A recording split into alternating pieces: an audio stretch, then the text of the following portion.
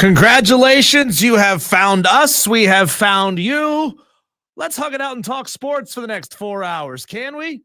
Welcome to Wire to Wire. My name is Diesel. He is Cole Bryson. This is the Fan Upstate. You know what you're supposed to do? Toe low, turn it on, and leave it on. Those of you who are already listening, awesome.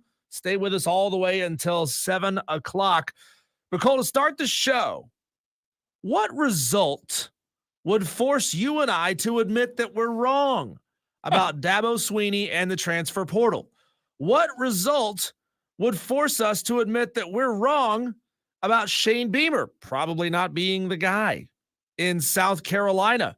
And what would force us to change our mind about Brad Brownell? Yeesh. We're going to get into it for the next 15 minutes here on the show.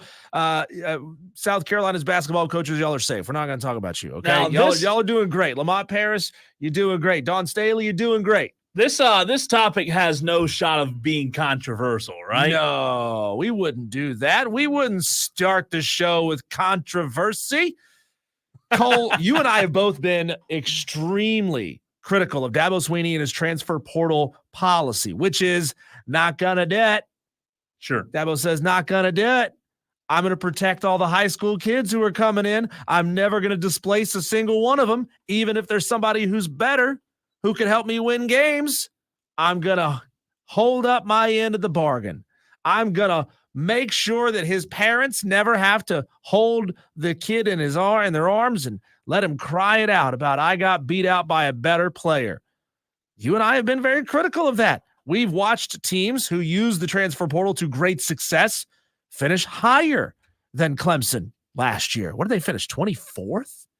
Wasn't that right? Didn't they finish just barely inside the top 25 last year? There's an awful lot of teams who are using the portal to great success, some of whom use the portal way too much. I admit that. There are teams who finished in ahead of Clemson last year who used the portal way too much. But the question is, Cole, what'll actually make us change our minds and admit that we're wrong about this? Because, I mean, we are nothing if not reasonable men.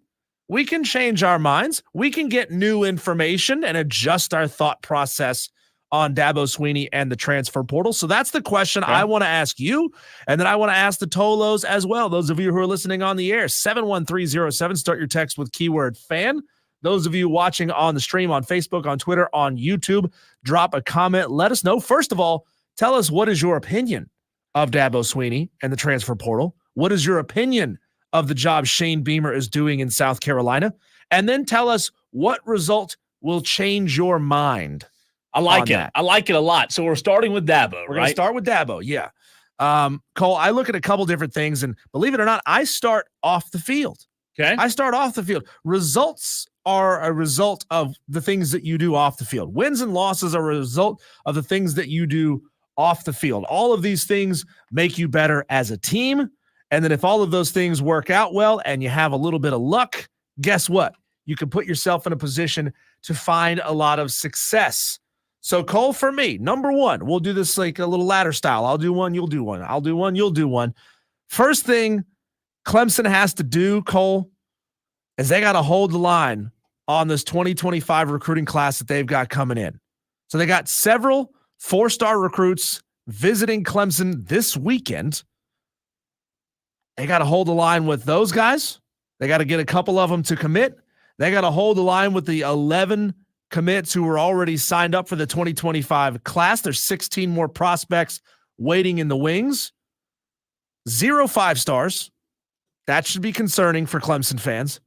But they got 9 4-stars and 3 2-stars. 2 3-stars who are already committed for the 2025 class. It's good enough for the number 6 recruiting class.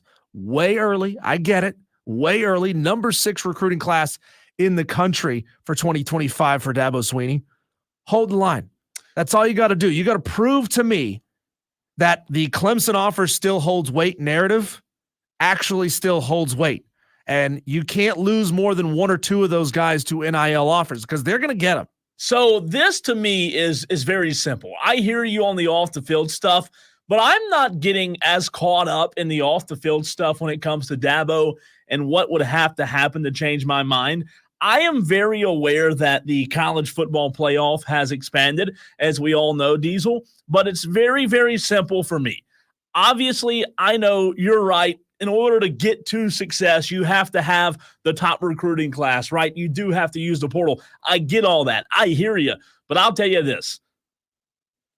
While the playoff has changed, the only thing that can prove to me that Dabo can still compete in this era of college football, if I have to be proven wrong, it is Dabo and Clemson Diesel being one of the Final Four teams at the end of the year. Final Four? Yes. Wow. The playoff or bust, the Dabo, Sweeney, and Clemson, just like Kalen DeBoer in Alabama, should be in the playoff every single season. They got to get in and win a game. They've got to get in, win a game, be one of the Final Four in order for me to understand and listen. In order for me, I used the wrong word, understand. In order for me to buy stock once again in Dabo Sweeney. And then I believe that a lot of Clemson fans will be right back to where they were when Clemson's dynasty was in the thick of things, Diesel. I say it's Final Four or bust for Clemson and Dabo Sweeney. Well, that is a very, very simplified answer. Cole, segment over, right? Yeah, it is. You got to get into the playoff and you got to win games. But I'm breaking this thing down to a more meta level, right? All the things that you have to be able to do. I mean, we're talking about our opinion of him not using the transfer portal, and that's going to hurt him, right? So, again, I go back to number one, hold the line. You can't let more than one or two of these guys that you already have.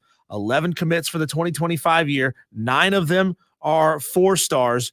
You can't let more than one or two of those guys get away, especially if it's due to NIL offers. Sure.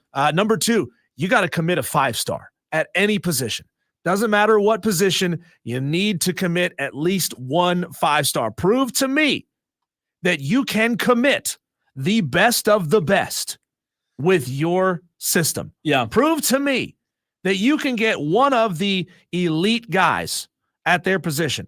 Skill position would help out an awful lot, right? A wide receiver, a tight end, somebody like that, a quarterback. If you could get a 5-star quarterback in this cycle, that would help out an awful lot. But he's not getting any of the 5-star guys anymore. So prove to me that you can still get one of those guys. I hear you on that. And again, I'm not pushing back on anything you're saying. I'm just telling you that, like, I've had enough of listen, let's back up. Let's pull the curtain back, Diesel. For those that don't know, I grew up a Clemson fan. I am a Clemson fan, right? I've heard enough of we had great recruiting classes. I've heard enough of we got 5 stars. I've heard enough of the ACC championship, 11 wins. I've heard enough of that, I've heard that over and over and over. And Clemson fans, if you don't agree with me, all I'll tell you is you should expect better. You should expect consistency. And I think that I agree with you that I want to see them get 5 stars. I'll tell you what I want to do. And if I have to give a second tier, as you said, on your second, I want to see Dabo hit on what Dabo used to hit on. Quarterback, assistant coaches. Guess what? The last few years, Dabo hasn't hit on those two. Miss on quarterbacks over the past. Miss. If you go Kelly Bryant, DJU, and then Cade Klubnik. He's had 3 misses in a row. He has. That we believe. We still don't know about Cade. We're pretty sure about Cade, but we don't know. He could change our minds as well. Who was your first miss? My first miss was Kelly Bryant. So I would even go a step further and say the defensive coordinator, I think, is okay. Clemson's got a good defense. He's in limbo, Diesel, of missing on 2 more.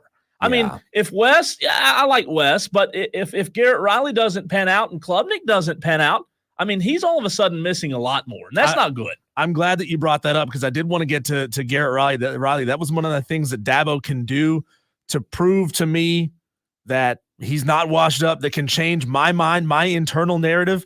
Last thing I had on recruiting, Cole, was that they got to get a 4-star or better at wide receiver because they've only got 1 3-star wide receiver committed for the 2025 class. That's Carlton Preston out of Virginia. You got to get a 4-star or better wide receiver. Clemson used to be wide receiver U.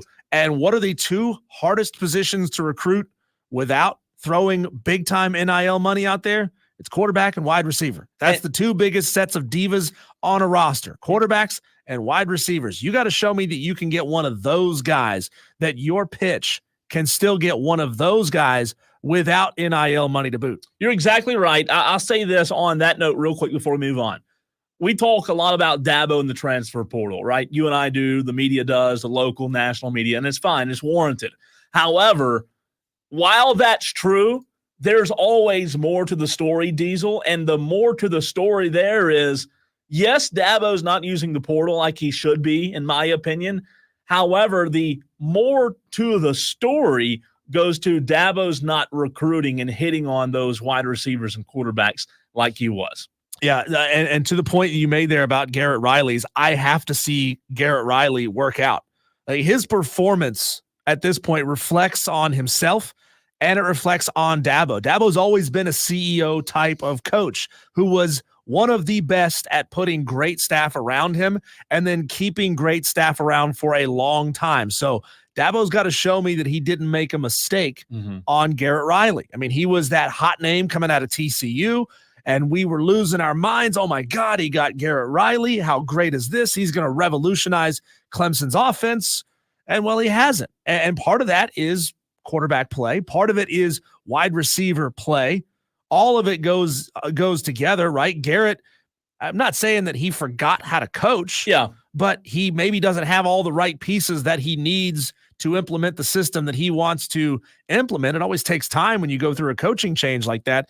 But at this point, Cole, if Dabo misses on Garrett Riley, then he will have missed on multiple offensive coordinators in a row. So he's missing on quarterbacks, he's missing on wide receivers, and he's missing on OCs if Garrett Riley can't get it together. Real quick, JD says Dabo can definitely make something of his recruiting classes. It's all about development. And if they have another mediocre year, fans will get itchy. Ricky says, Cole, you were a good one until you said you were a Clemson fan. Come over to the dark side. LOL, says Ricky. I asked Ricky, did he ever figure out which color garnet is the right color garnet? Because that's something even South Carolina struggles with. What did Ricky do to you, Diesel? What did Ricky do to you, man? He's coming after you, man. I got to protect you. But, you know, Cole, it all boils down to wins on the field, right? So, results, when those come in, I got to see an ACC championship. Sure. I got to see a minimum a CFP berth. That's getting yourself to finishing back in the top 12, 11, 10, something like that. Having yourself in that conversation is, if you can't do that, if you fall outside of the top 12, you're not making a 12 team college football playoff. They just made it easier for you to get in. If you're telling me, and what would have to happen for that? Florida State surpasses you. Florida State beats your ass. Florida State beats your brains in. Florida State wins the ACC championship with a class full of transfers. Sure. That would tell me right then and there that it just ain't working anymore, Dabo. Moving down I-26 towards Columbia, Cole, what do we need to see to change our minds about Shane Beamer? I'm in that camp that says Shane Beamer might not be the right guy to get done. Might not down be. There in Columbia. Yeah, I mean, he's struggled. This is a critical season for Shane Beamer. It's his fourth season. He's 20-18. I know you Gamecock fans, you're stretching your thumbs out right now, ready to type in angrily. Will Muschamp was 22-17 in his first three seasons. Shane Beamer's 20-18. So Will Muschamp, through 3 years, cupboard was left really bare after Spurrier took off, right? Will Muschamp was a better coach. He had a better win. He had a better win and loss record. So here's the issue with this topic for me, and I'll be candid. The issue is the question that you're asking me, what's going to happen to change my mind? Well, I'm very on the stance, Diesel, of Beamer's not the guy. Can't be changed. Wow. Listen, I'll always say, like, listen, if he does this, obviously I change my mind, right? Yeah. And for guys like Ricky and JD who are South Carolina fans in the stream, I'll be very candid with them and say, look, do I think Beamer's the guy? No. Could my mind change? Sure, right? You and I are entitled to change our opinion, but I want to hear your first one. Yeah, so to rock with the same format that we had there with Dabo Swinney, number one, you got to get your 2025 recruiting class back up. They are number 39 in the country right now, Cole. Okay. I know that it's very, very early. Signing day is not till December. We are months away at this point. Yeah. But in 2023, South Carolina had the number 16 class. In 2024, they had the 22nd ranked class. And so far, for the 2025 class, they have the 39th ranked class. A lot can change. One good recruit can really bump you up a handful of spots. And so we may see Shane Beamer in South Carolina recover a little bit and move back up into that the lower end of the 30s or even in the high 20s where they want to be and need to be to win in the SEC, Cole. But they got to get that recruiting class back up. They got to get it in place. They got to stop the flow of so many outgoing transfers. I mean, South Carolina is becoming a feeder school. Don't let that happen. You got to keep that recruiting success going. These big 4- and 5-star guys that Shane Beamer was able to sign last year, that everybody felt really good about it. And the year before, everybody felt great. He was inching up into that blue chip ratio for 2 years in a row. And 39. I mean, that number speaks for itself. 39. Everybody's out there recruiting. Everybody is ranked. So the number is what the number is, as long as it is what it is, right? Okay. So my first one, Diesel, for Shane Beamer. If I'm going to change my stance, and by the way, Ricky on the stream says Beamer's not the guy. So that's a good comment, good opinion from a South Carolina fan. Diesel, I'll tell you what I think that Beamer needs to do first. We all know that recruiting goes into winning, as I said with Dabo. We all know that you have to have weapons, right? You have to have a good O-line, as Spurrier did when he was at South Carolina. You have to have good defense, a good defensive line, good receivers. However, big word, however, Diesel, I think the first thing that Beamer needs to worry about and that Beamer needs to do, and this may sound a little bit backwards, but in my opinion, Beamer needs to hit on a quarterback before he does anything else. And I'll tell you why. Quarterbacks can cover up a lot of deficiencies. That is true. Trevor Lawrence at Clemson covered up a lot of deficiencies. Was he amazing? Yes. Was DW4 amazing? Yes. But when you have elite quarterbacks, and I know elite quarterbacks do not grow on trees, but I think the first step for Beamer is to keep his job. He's got to hit on his play caller. That's very true. And to bring things onto the field now where success is concerned, Cole, you got to win all the games that you're supposed to win. Old Dominion, Akron, Wofford, Vandy, that's 4 wins right there. You have to win all 4 of those games. You cannot mess around and lose to one of those teams or struggle with those teams. You need to be beating their brains in, okay?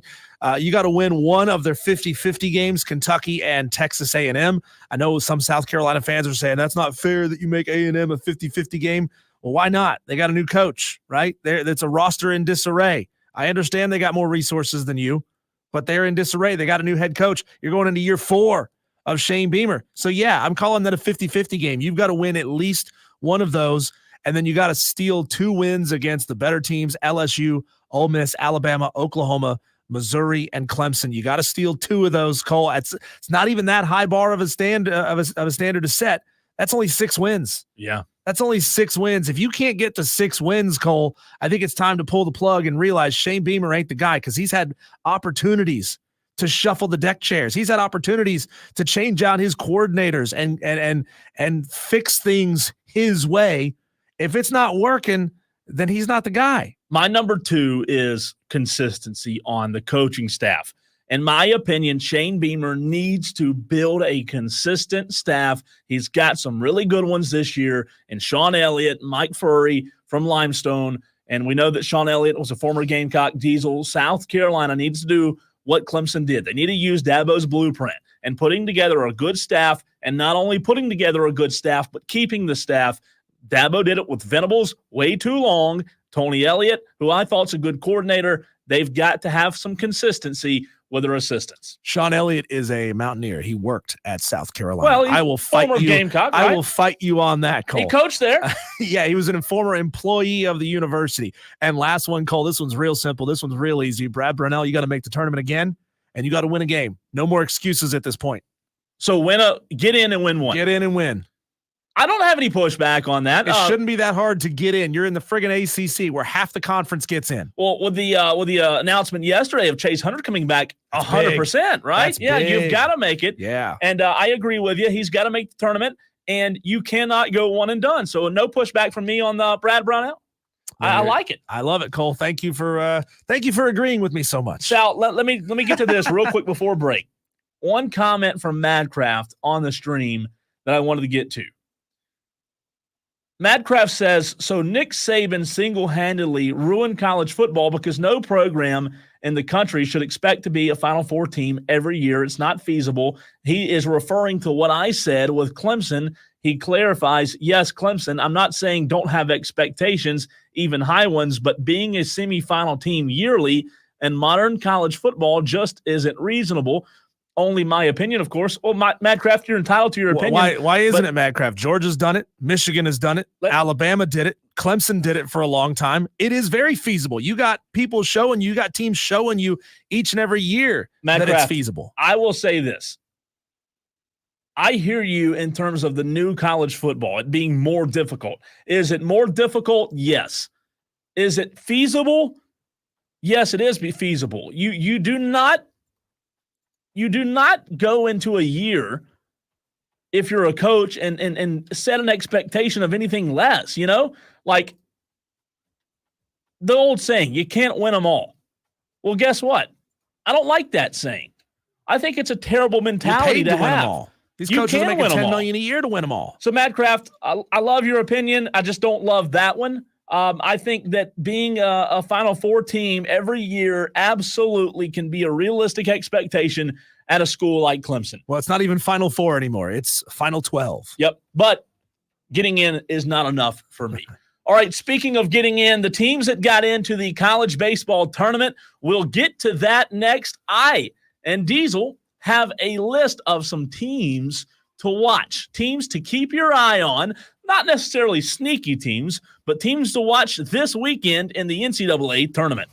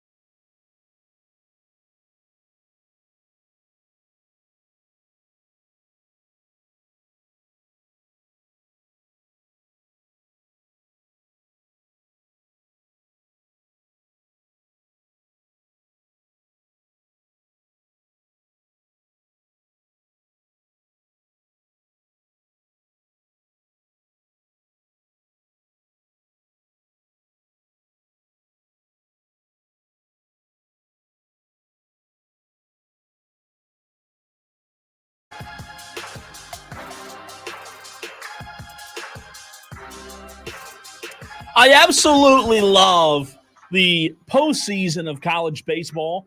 We always see upsets. I get it. March Madness is the tournament that really moves the meter for everybody, and the nation does not get as caught up in the college baseball tournament as they do in March Madness for basketball, and I get it. But honestly, a lot of that has to do with the format, right? College baseball isn't set up to have this do or die format where teams can make these nice Cinderella runs with just winning a game or two.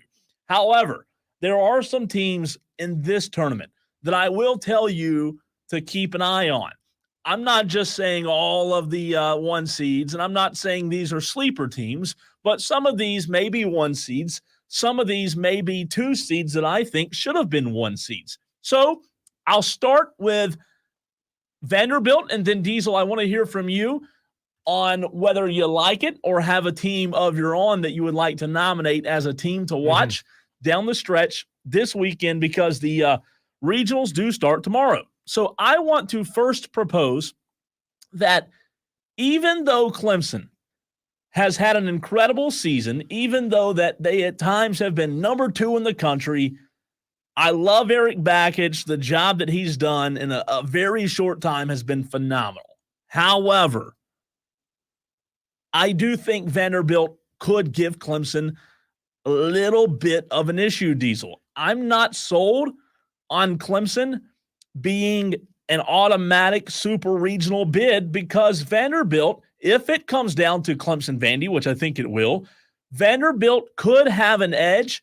Their bats have been really, really hot, and Clemson's pitching staff has been really, really inconsistent. So if you pair hot bats with inconsistent pitching, I think you could see Vanderbilt get out of that regional. Do you get the feeling that Clemson is maybe a season away from being a legitimate super regional team? Well, my feeling is I think that when you say season away, I mean, anybody's a season away. Yeah, anybody's a portal class away, right? I don't hate them being a season away. I just think that for whatever reason, Diesel, their pitching staff has not performed the way that it should have. And I guess to answer your question, it would depend on if they can get some solid arms that they can count on in the bullpen, because the starting rotation with Tristan Smith, I know Tristan Smith's battled injury, and they've had a lot of injuries in the infield and outfield this year. Clemson has, but the bottom line is their bullpen is a major concern for me. I mean, it's certainly not an automatic that you can get past Vanderbilt. They're still a 38-win baseball team, and we talk about Vandy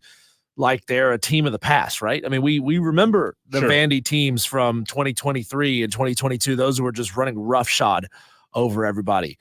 They have a phenomenal record on the season, 38-21, clearly propped up by a lot of out-of-conference play that was a lot easier than what they faced in the SEC, because they went 13-17 in the SEC. Not a great conference record, but, I mean, the litmus test for a really good SEC team is being 500 to 5 to 10 games above 500. If you could get into that, 15-15 to 20-10 range in the SEC, you're a really good baseball team. So it's not a foregone conclusion that Clemson is going to walk out of this region with an easy win.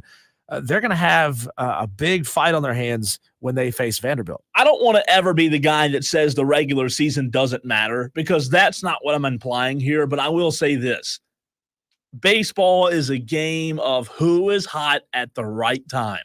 And if Vanderbilt gets hot, don't count Vandy out. Don't count their bats out, because they do have bats that can come alive. And if they get hot in this regional and Clemson's bullpen struggles, I do think it's a very good possibility you could see Clemson go one and done and Vandy advance, Diesel. I really do. Yeah, I'm with you there. I like that. I like that pick a lot. Vandy, in most years would probably be a team that's hosting a regional, but they can't give them all to SEC teams. Sure. I look, Cole, at it's easy. Obviously, it's easy to pick the one seeds to advance out of these regions, but I really like Louisiana out of the Texas A&M regional. They played some really tough teams really well this year. Looking through their schedule right now, Cole, they played Vanderbilt tight. They played LSU to a 1-run game. They played Houston tight. That's not saying a ton, because it's Houston and they just moved up into the Big 12. But Louisiana has always been one of those programs that has a lot to do, scores a lot of runs. So I like Louisiana a lot. Again, didn't get a ton of opportunities against the big power schools, and actually didn't win any of those games. But I do think that they have a chance to maybe upset Texas A&M. A&M's good, and Louisiana, they're like you said, they have a really good offense, one of the better offenses in that regional. So they definitely could. Again, your pitching's got to hold up, right? I don't care what regional you're in, your pitching has to hold up. They got to face Texas, though. That's tough. That's another tough one. I mean, they've got two big power schools in their region. Yeah, they don't have a gimme in the first game. No. I also tell you, our audience, to keep an eye on Stetson. They're a really interesting team here. So it split a 4-game series against West Virginia. They beat the likes of Florida, UCF, and Florida State in midweek, right? Pretty impressive wins, helped their RPI. Though the Hatters also they did lose to those teams once. So like Florida, UCF, and Florida State, while they did beat them, the Hatters also lost to them one time as well. So they're probably not the team to win it all, in my opinion, Diesel, but don't be surprised if in that regional, in the Stetson regional that they're in, if they come up one game short of the Supers. I say keep an eye on the Hatters. Cole, I look at a team like Duke coming out of the Norman region as somebody that can do a lot of damage. Duke, another one of those teams that could put up a lot of runs. Clearly, they had a really good season in the ACC, 16-14, 39-18 overall on the year. Didn't play a ton of out-of-conference games. They scheduled fairly easy in the out-of-conference. I mean, I think I'm looking at Indiana as maybe their toughest out-of-conference opponent. I don't want to talk about what happened on March 5th when they played my App State Mountaineers. It was more of a football score than it was a baseball score. But, I mean, they smacked around Campbell, who's always a really good baseball program. I think Duke has a chance to really do something big in that region. So here's what's interesting about Duke. They're red hot. They won the ACC. A lot of people argued that Duke should be a host, which they have a good argument. However, Clemson had a better regular season. I understand their argument, though, when it comes to being a host, because they did go through the ACC and they did run roughshod. Here's where I have issue with Duke. They're a really good team. They're just in a really, really tough regional, in my opinion. Oklahoma, the 1 seed, they're very, very solid. Oral Roberts, they're no laughingstock. They were last year's 4 seed Cinderella, who went all the way to Omaha and fell short in Omaha. You telling me Oral's never made you laugh? No, 1 or 2 times. I just think that while Duke's a good team, in my opinion, that's one of the tougher regionals that Duke has with Oklahoma and Oral Roberts. I really do. I'm going to give you one, Cole, that I don't see having a lot of success in the regionals, a team that a lot of people really like. I don't think Alabama is going to advance out of the Tallahassee region, man. I'm looking down Alabama's schedule right now, and show me the really, really elite performances out of conference. Yeah, a good in-conference record. 13-17. It's decent. Okay, let me rephrase that. It's decent. But they didn't play anybody out of conference, not really. Yeah. I mean, they beat up on Indiana 12-0, but that was really early in the season in the Frisco Classic. I think Alabama might be one of those fraud teams that kind of gets sent home early. I like it. Fraud alert. Listen, I'll never have issue with Alabama being sent home early. Yeah. I'll never find issue with that. You could look at Wake Forest as well, coming out of the ECU region. ECU is a really good program, but man, Wake Forest, they got more of a crucible all season long. That is my last team to watch. Wake Forest, a very fascinating regional, Diesel, that you brought up.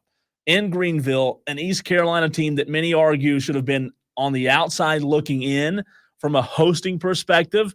They welcome a top 10 RPI team in Wake Forest. And this is the recipe to me for an upset. Wake Forest over ECU. I'm telling you right now, I think it's going to happen. Mark it down. Wake Forest wins the ECU regional in Greenville. I do not know that ECU losing to Wake Forest, in my mind, in a regular season game, Diesel, would be considered an upset. However, because Wake Forest is in ECU's regional, obviously it will be.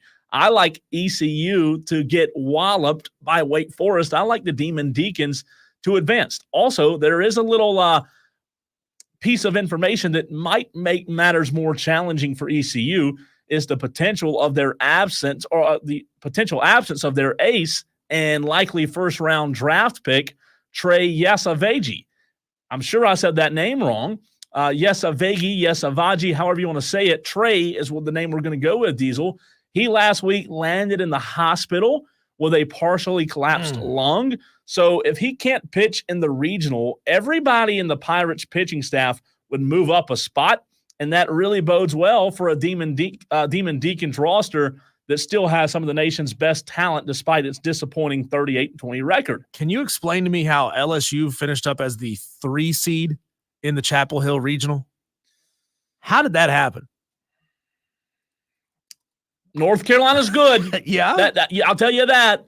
And then Who the heck is the 2 seed in that region? In the Chapel Hill Regional? Let me look. It's a great question. I don't know that I would say that they're deserving of a 1 seed, but they're playing Long Island, UNC, Wofford, and LSU. So those are the 4 teams. Long Island's the 2 seed?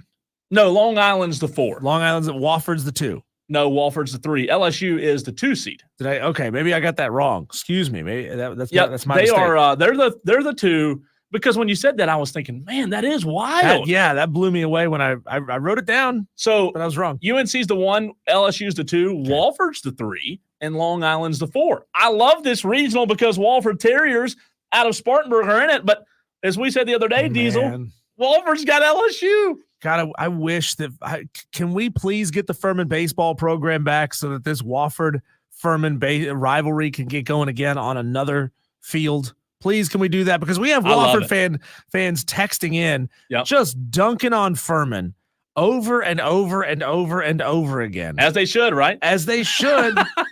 And Furman ain't doing nothing to bring the program back. So let me ask you this question. Here's a fun question before we hit a break. We've seen a lot of upsets in college sports. You went to a school, Diesel, in App State that has made themselves famous for some upsets, right? Mm-hmm. Some pretty big ones. Can you think of a bigger upset if Wofford were to beat LSU on Friday? Oh, that would be great. Would be the whole upstate would be buzzing from that. It would be unbelievable. So Wofford beats LSU. We need to find the full schedule of games and figure out like who's going to be playing before we get on the air. Yeah. Who's going to be playing while we're on the air, because I am fascinated to be we'll do nothing giving away these scores all get. Yeah, we're going to do nothing tomorrow except for give away scores. So real quick, we have games starting at noon tomorrow, Diesel. Western Michigan versus Kentucky. Yep. Stetson, Florida State. Penn, Virginia. Wofford, LSU at noon. Also at noon, Coastal Carolina, Vandy. That means that Wofford LSU game is going to be coming down the stretch, late innings by the time we come on the air. Hopefully it is. Yeah. Hopefully it's not. If it's not, then we may be somewhere in the 4th. Can they run rule a team in the postseason? I do not think so. Okay. 2:00, 1 hour before we go on the air, which is perfect because we'll be able to see most of the game. Mm-hmm. South Carolina, James Madison. Love it. And then Clemson is There's not enough screens in here to be able to watch all these games. We can fix that. I have some screens at home. Yeah. High Point Clemson's at 7:00 tomorrow, just so you know. So tomorrow will be very heavy college baseball, as it should. A lot of game following. That's what I was doing last Friday when you were gone, by the way. I didn't do a show. I just did play-by-play on a game for 4 hours. I want to let all you Tolos know that coming up at 4:00, 20 minutes from right now, we will bring on Julian Council, the host of the Locked On Panthers podcast. We're 2 weeks into OTAs. There's some injury issues going on with Xavier Leggett.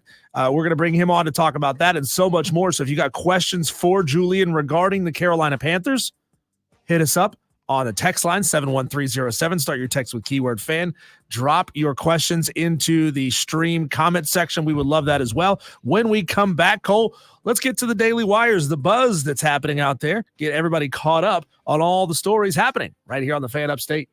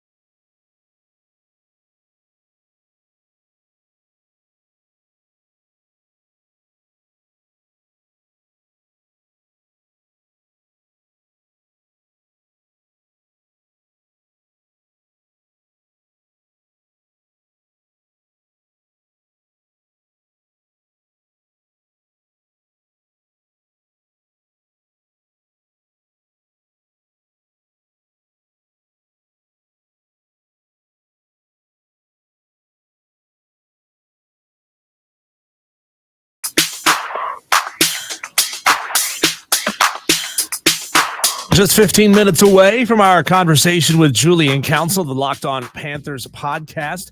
Those of you Panthers fans with burning questions of like, can we pull this thing out of the dumpster this year or not? Now would be the time to get them in by texting 71307. Message us on the stream. But Cole, right now it's time for us to catch you up with everything that's going on that might not be a big enough story to spend 15 minutes talking about it. Here's your Daily Wires. Buzz. That's right. They don't call him the best colored man in the business for nothing. Alabama's Mark Sears has withdrawn his name from the NBA draft and will return to Alabama. Alabama. That's big. For old Mark Sears? Yeah. Wow. You know, that loss of Pringle was a big loss. Do you think Pringle would have transferred out if he knew that Mark Sears was coming back? That's a great question. You know, he might have. It might have been something that had to do with the old green, you know, that old dollar bill. The nil. It could be. I'm not saying it was, but I'm just saying. I tell you, though, that is big for Alabama because it seems like that's a big place to be. I'm not sure why anyone would leave Alabama, but that's big for Sears and big for Alabama. Cole, the Oilers and Stars series is tied 2-2 after the Oilers beat the Stars last night 5-2. The Atlanta dropped game 3 of the series with Washington last night 7-3. See, it seems when the Braves are winning, Cole, they're barely winning, and when they're losing, they're really losing. To me, it seems like they don't have an identity right now. Game 4 is tonight at 7:20. Ray Kerr on the mound for Atlanta. Who? Yeah, exactly. Who? Another call-up, I guess. A body bag. Let's see. Panthers versus Rangers game 5 tonight at 8 o'clock. That series is also tied 2-2. Man, you got to love the parity in the NHL. You got series at the conference level going to 5, 6, 7 games. You're not seeing sweeps like you see in the NBA. Mavericks versus Timberwolves tonight at 8:30. Dallas is up. Let's see. Dallas is up 1-0. No, what do you mean? What did I Dallas say? leads. You said Dallas leads 1-0. Let me look. No, they lead 3-1. That might have been a old typo. They 3-1. Yeah. Dallas leads the series 3-1. What is this? Who's making these daily wires? That's a great question. I'm Ron Burgundy. I'll read anything on the prompter. I don't know what it is. Stewart Haas Racing, which has won 2 Cup titles and captured 69 wins since its formation in 2009, will close after the 2024 season. They are shuttering Cole a 4-Cup car operation. Wow. Will those operations then cease to exist, or will they get gobbled up by other teams? Isn't there a rule now that you can only have 4 teams? Is that like a max? I'm not sure. It'll be a great question for Shane tomorrow. Yeah. I'm intrigued by this. Definitely want to get into the weeds with Shane on this. We're seeing more and more charter conversation about charters potentially shutting down. I just did not see this coming from Stewart Haas.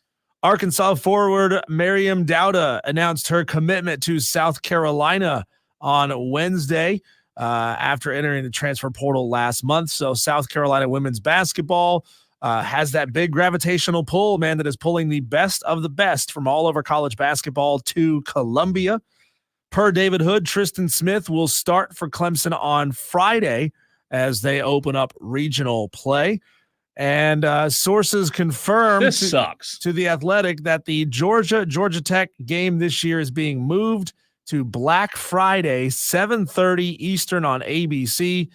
The Egg Bowl is moving to Black Friday at 3:30. So stupid. Though, I mean, Diesel, one of my favorite traditions of Thanksgiving is being full and feeling like I'm about to bust full of turkey and then sitting down on the couch and watching Ole Miss and Mississippi State every Thanksgiving, man. That is so dumb. Well, this is what happens, Cole, when you sell your soul to the networks. They then get to dictate when you play the games. So no Thanksgiving football now, man. I mean, just wait, Cole, until they decide, you know what? We're going to make this conference play on Wednesday nights instead. And listen, I know that there's NFL on Thanksgiving, but that Egg Bowl being at the end, tradition. It was fun. It was a fun way to end Thanksgiving, but now they're freaking going to Black Friday at 3:30. Madcraft says, he said, when I said I'm Ron Burgundy, he said, no, Cole is Ron Burgundy. He'll read anything that a text says. JD says the baseball committee is in bed with the SEC worse than football. Yeah, JD, they put Florida in. They sure as hell didn't seem to deserve to be in postseason play. Wanted to get to a couple of texts. Texter says, this comes from the 978. Fridays are for high school football, not college or pros. Another texter from the 203, Diesel, to answer our question, says 3 max charters. Texter from the 809 says, when Furman adds 20 more women's sports scholarships, you may be right, but not before then. They could have cut women's lacrosse and kept baseball. Yeah, this texter was responding to me urging Furman to bring back baseball. He said, no. The athletic director confirms it in print media once. Well, that's print media. It's written on paper, okay? It's not chiseled in stone. Anything could happen. We're about to have we'll see. I mean, it would take a lot as far as capital investment. We need some really, really rich Furman alum to throw a lot of money at it to bring baseball back. Another texter, that's Diesel, really the only hope. Another texter says, nah, baseball is not coming back to Furman. Yeah. That sucks, man. That is so bad. Like, come on, do better. Yeah, I remember COVID when a lot of schools were toying with the idea of cutting sports. Not many of them did. Furman did with baseball. Unfortunately, App State did with men's soccer. They had a good men's soccer program. I didn't know that. Yeah, they had a good program. And then, flash forward a couple of years later, the Sun Belt Conference ended up a really good soccer conference. So you think they'll get it back? I don't think so. I genuinely don't. I think, the farther and farther you get away from it, the people who really want it back, they get tired of screaming into the ether. And that stinks, and they won't start a new program anymore. Really I mean, stink. I'm afraid for more programs down the line. Yeah. Once these new NCAA regulations and the scholarship limits and all this stuff comes in, and the ability to fully fund it and have to revenue share, all that's going to cost these universities so much money, Cole, that they may not have a choice than to cut sports. It's going to be really interesting. It really is. Do us a favor if you have not done so already. Go follow us on Twitter. That way you can interact with us during the week. On the weekends when we're off air, he is at Diesel on Radio. On X, I am at the Cole Bryson. I'll give you a follow back as well. Julian Council of Locked On Panthers next.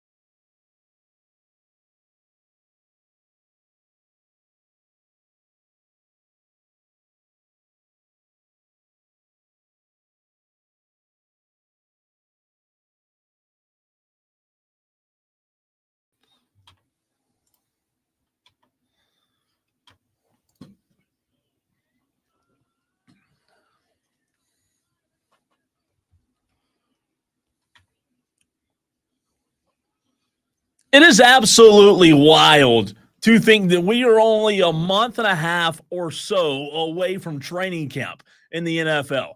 But we love it. Bring it on, right? Nobody's complaining. It just sneaks up on you.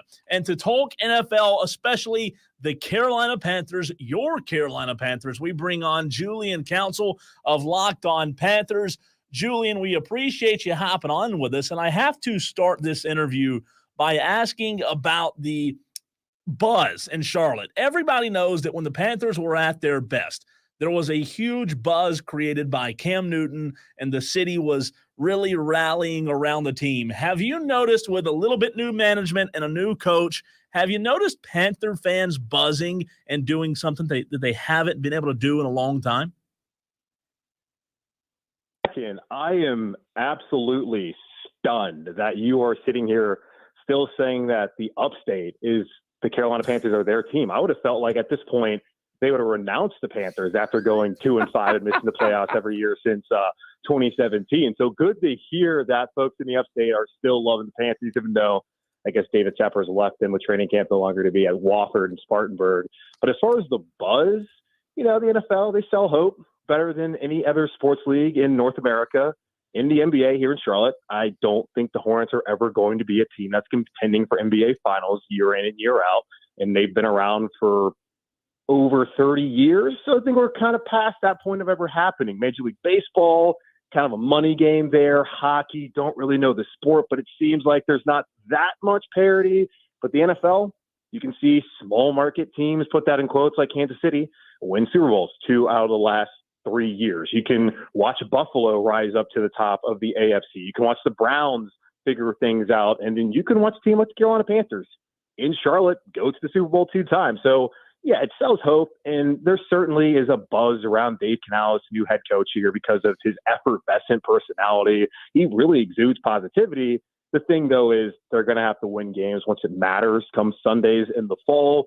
But there was renewed hope, but also there was cautious optimism because fans have done this before with Matt Rule. Didn't work out. They've done it with Frank Reich. Of course, that was a spectacular failure. They're hopeful. They're excited, but they need to see the results before they truly buy in again. I urge you to find him on your favorite podcast platform at Locked On Panthers. Julian Council joins us here. Julian, it's Diesel. Thanks for taking some time with us this afternoon.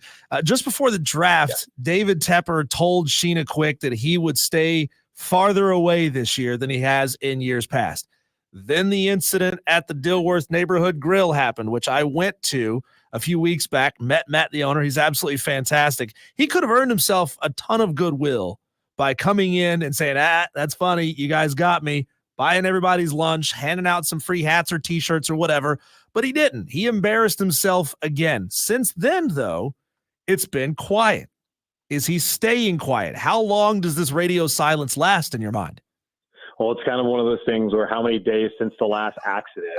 And that's what we're doing with the counter here. So I guess it's been about a month since the last incident involving David Tepper, where he makes himself look foolish and petty as an owner. And I do agree with you as far as he could have just gone in there even after the fact, after he had his latest run-in with the, I don't even know, the locals, if you want to call it that. He could have gone back and bought everybody a round of drinks, been like, hey, my bad, I got to be better. You were a local business that really is reliant on the team doing well, more so than David Tepper, because the Panthers are going to make money regardless of whether they win games or not. Now, if you're a local business, the Panthers aren't winning, even though this is a transplant city and Dilworth Neighborhood Grill, by the way, plays Steelers and Jets games, they're not going to make as much as they potentially could if the Panthers were playing well. But yeah, things have been quiet for now, but we'll see. I'm not totally bought into the idea that David Tepper is going to take a step back completely.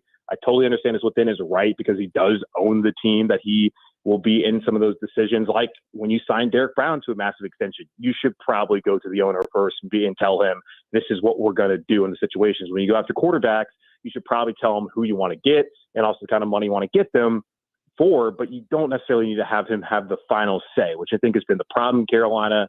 So we'll see whether he truly has taken a step back, but things are quiet for now, but it's also about to be June. There's going to be a little bit of dead period here. We'll see how things are working once we get to August and September. Hey, Julian, I know there's a lot of excitement around Dave Canales, but my curiosity really piques when you look at guys like Sean McVay, who came into a situation as a young, innovative mind and turned the team around so quickly. Yes, he had a ton of talent to obviously help the runs that he went on. But is Dave Canales, in your mind, a guy that can come into a place like Charlotte and be enough of a difference maker to turn this around? It's hard to say. We don't know much about Dave Canales. He's only spent 1 year as an offensive coordinator in the NFL, and that was last year in Tampa Bay, and he did a fantastic job with Baker Mayfield. Also did a great job the year prior as the quarterback coach with Geno Smith. Now, I've heard guys like that get a ton of credit. I think back to when the Eagles won the Super Bowl with Nick Foles having to fill in for Carson Wentz, and everyone talked about how great John DeFilippo was. That wasn't all Doug Peterson. It wasn't Frank Reich, and that John DeFilippo was the next thing coming. And he now coaches in the UFL. So we'll see whether it works out. That's great sample size. That 2 quarterbacks and Baker, who's been a journeyman and was here in Carolina and looked unplayable a couple of years ago. And then Geno Smith, who had his opportunity, got knocked out by his teammate, lost his job, then just traveled around the league for the next decade before finally getting another shot and playing really good football as a Pro Bowler the last 2 years. The hope is that's what he can do with Bryce Young. Now, defensively, I have my questions of the personnel there. I also question the owner and his patience and how much time Dave Canales is truly going to get. So I like things on paper as far as his scheme and what he's able to do with Baker and with Geno the last couple of years. It's just one of those things where it's TBD on whether he truly can be the guy to turn around. Because remember, the only team in the NFL that interviewed Dave Canales were the Carolina Panthers. It wasn't like anybody else was banging on this guy's door to be a head coach except for David Tepper, who we have to understand, too, only had so many options considering how things go, like him throwing drinks on fans and firing coaches after 11 games. Julian, obviously Dave was criticized as being a yes man early on, somebody so eager to be a head coach that he would let Dave Tepper walk all over him. I know, like you just said, the sample size there is small, but is there anything that you've seen or heard thus far that would show you that characterization isn't true or is maybe a little bit unfair?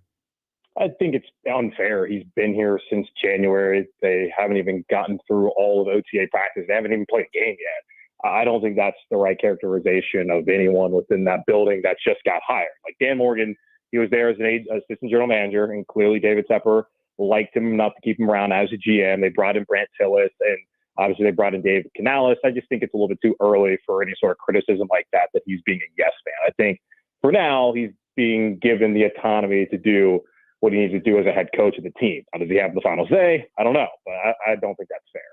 You can follow him on Twitter at Julian Council. He is with Locked On Panthers. Julian, I want to play a little game here with you. In 2024, who has the better season, in your opinion, Jonathan Brooks or Xavier Legette?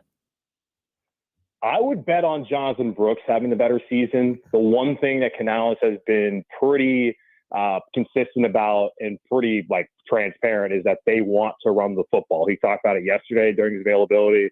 This is a team that's going to run the ball, that it's going to be able to help guys like Ike Ekwonu, who really struggled in pass protection, because that's what he's better at, is running the ball, run blocking. That's what they want to do. So Chuba Hubbard, he's going to be a guy who starts off, I think, as running back 1 until Brooks is coming off that ACL tear at Texas, until he's ready to go. By all reports, he should be good by July 1 training camp. He won't have to report until July 19th. First practice will be on the 24th. There's a little news there for you folks. So he should be good to go, you would think, but at some point to be the guy. I would say it's going to take him some time to take over as the top running back. And it'll still be kind of a by committee approach with him and Hubbard as the top 2 guys. But I'm expecting the amount of times they want to run the football, but still questions of whether they have the right quarterback and if they can really protect on the outside. As far as with Ike Ekwonu, I think they're going to be more of a run-first team than a team that's going to be pass-first, which they were last year. And then with Xavier Legette, was awesome at South Carolina. I love the potential there. I would not expect him to have the kind of season he had last year at South Carolina, of course, as a rookie. And he's not going to be the number 1 option. It's going to be Deontay Johnson, who they traded for, and it's going to be Adam Thielen. He'll be the number 3 guy, and the hope is that he shows potential that he can grow into that number 1 role, maybe the number 2 role as they continue to fill out that wide receiver position down the road. But I'm expecting Jonathan Brooks in an offense that is going to be run first, which remember what Seattle did. I understand Canales is an offensive guy, but Pete Carroll spent a long time there with them. Pete Carroll, defensive coach. They ran the ball behind guys like Marshawn Lynch, and that's what helped them get to the Super Bowl with an outstanding defense. I'm expecting Brooks to have a better rookie season. Xavier's been limited in practice, Julian, with a hamstring issue officially reported as tightness. Yeah. What can you tell us about that? I think it's one of the things where they're just trying to slow it down a little bit. It's early, and Dave brought this up yesterday where you got a lot of young guys, and it's not just him, but a lot of young guys that are coming in and getting used to the speed and the pace of practices in the NFL. And when they saw him kind of slow down, they brought the trainers over and gave him a day yesterday. They'll be out there again tomorrow for their 6th OTA practice. It'll be interesting to see whether he's available then, but it's smart. It's May. It's almost June. There's no point to go out there and overexert a player who you're really going to be depending upon. But the hope is that he can do the right treatment and keep his body in the right shape. So when he has that layoff in between mandatory minicamp and training camp, that's just something that doesn't pop up again once we get to August. Julian, I want to go back to the answer that you gave on the question that I asked about Leggett or Brooks. You said that Leggett is going to be, for now, the number 3 guy. I want to push back a little bit on that in terms of, would the Carolina Panthers spend a first-round draft pick to draft the number 3 receiver? Possibly when they first come to the league. Now, every situation is different, of course. Yeah. This situation here, there is going to be an opportunity for him to come in and to potentially be that number 2 option. I'm just going off of the proven commodities based off a guy who we also have no idea whether he will end up playing at a high level in the NFL. Like, I understand he had injuries, terrible quarterback play, different head coaches, death in the family, all of that played into a role potentially of him not doing anything at South Carolina until that bowl game against Notre Dame, then having a breakout season last year. There's just not enough of a sample size for me to sit here and believe that he's going to step into the league and he's going to make big-time plays. But I have seen Deontay Johnson be a Pro Bowler, and I have heard Dave Cowles talk about he is going to be our X, he is going to be our first read, he's going to be our guy. And I just watched Adam Thielen at age 33 have 100 catches and 1,000 yards receiving. Yes, mainly by necessity.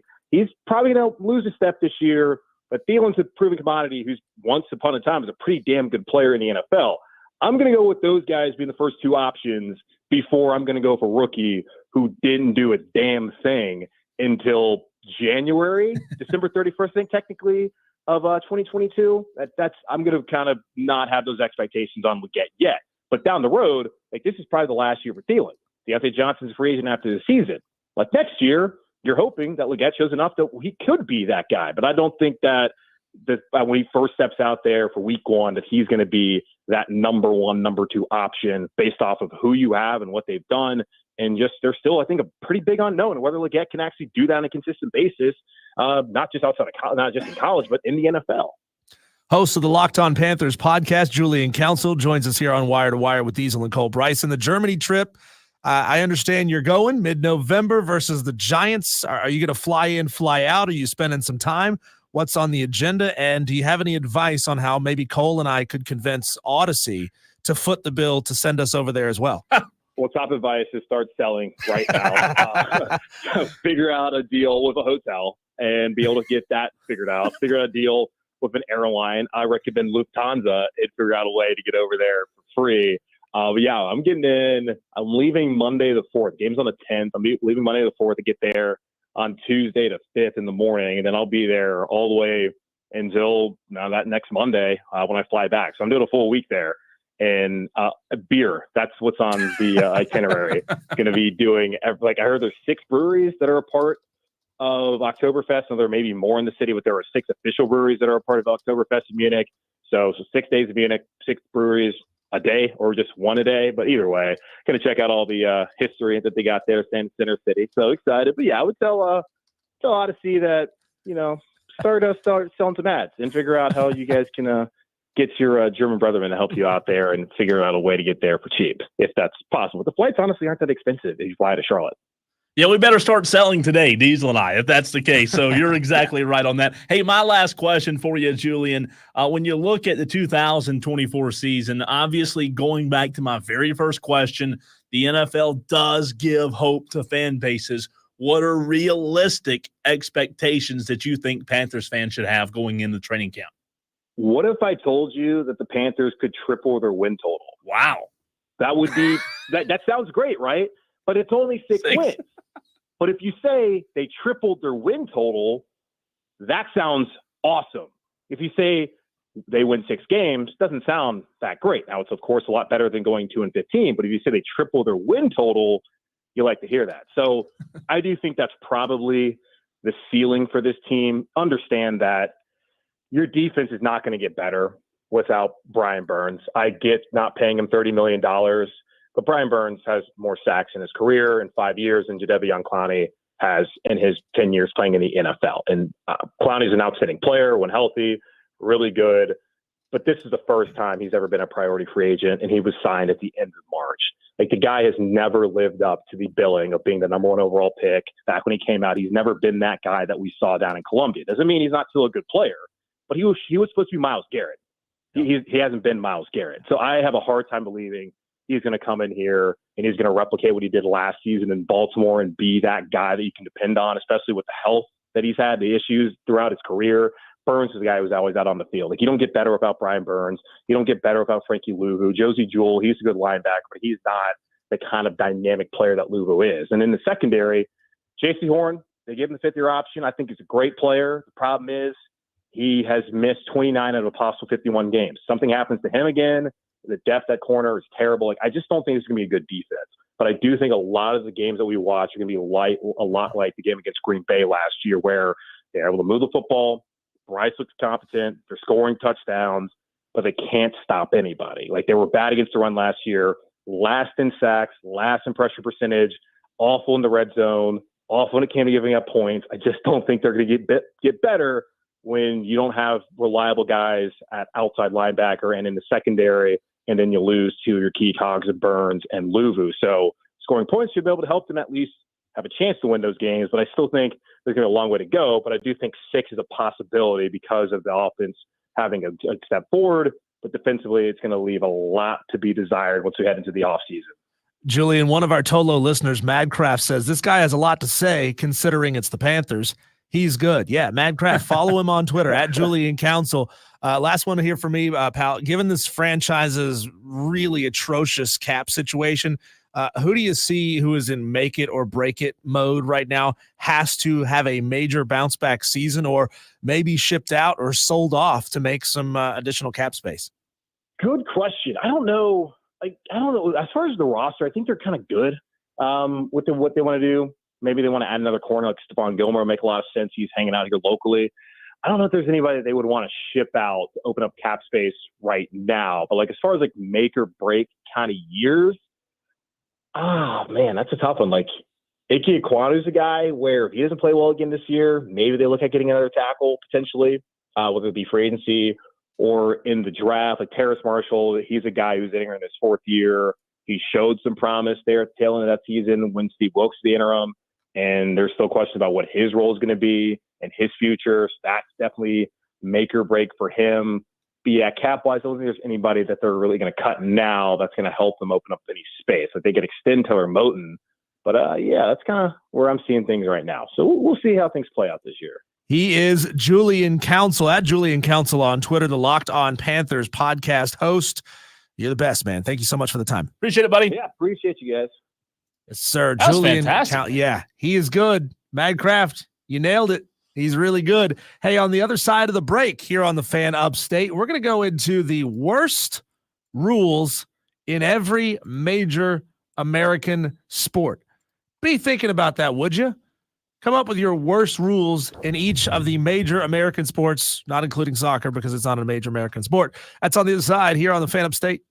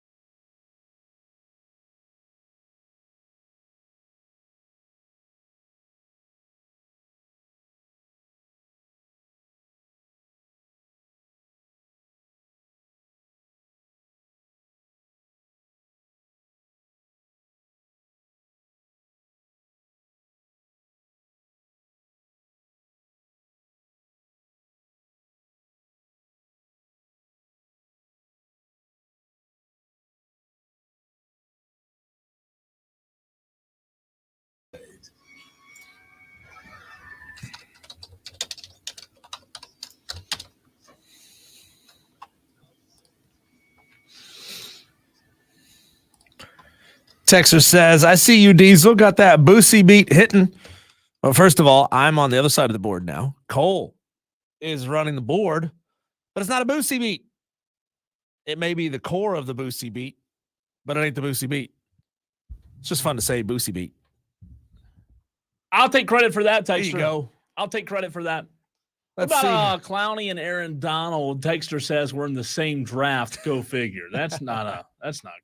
Yeah, you guys should definitely go follow Julian Council. He does a fantastic job covering that team, living right there in Charlotte. And man, I am jealous that he is going to Germany for the Panthers-Giants game in November. One more I wanted to get to. Mark L. says, I know you were working last week during the SoCon tournament in Greenville, but I went to a few games and Walford looked really good, and they had to play 7 games to win the SoCon. Hope they upset LSU. Mark, I was there on Friday morning, so I did get to see Walford one time.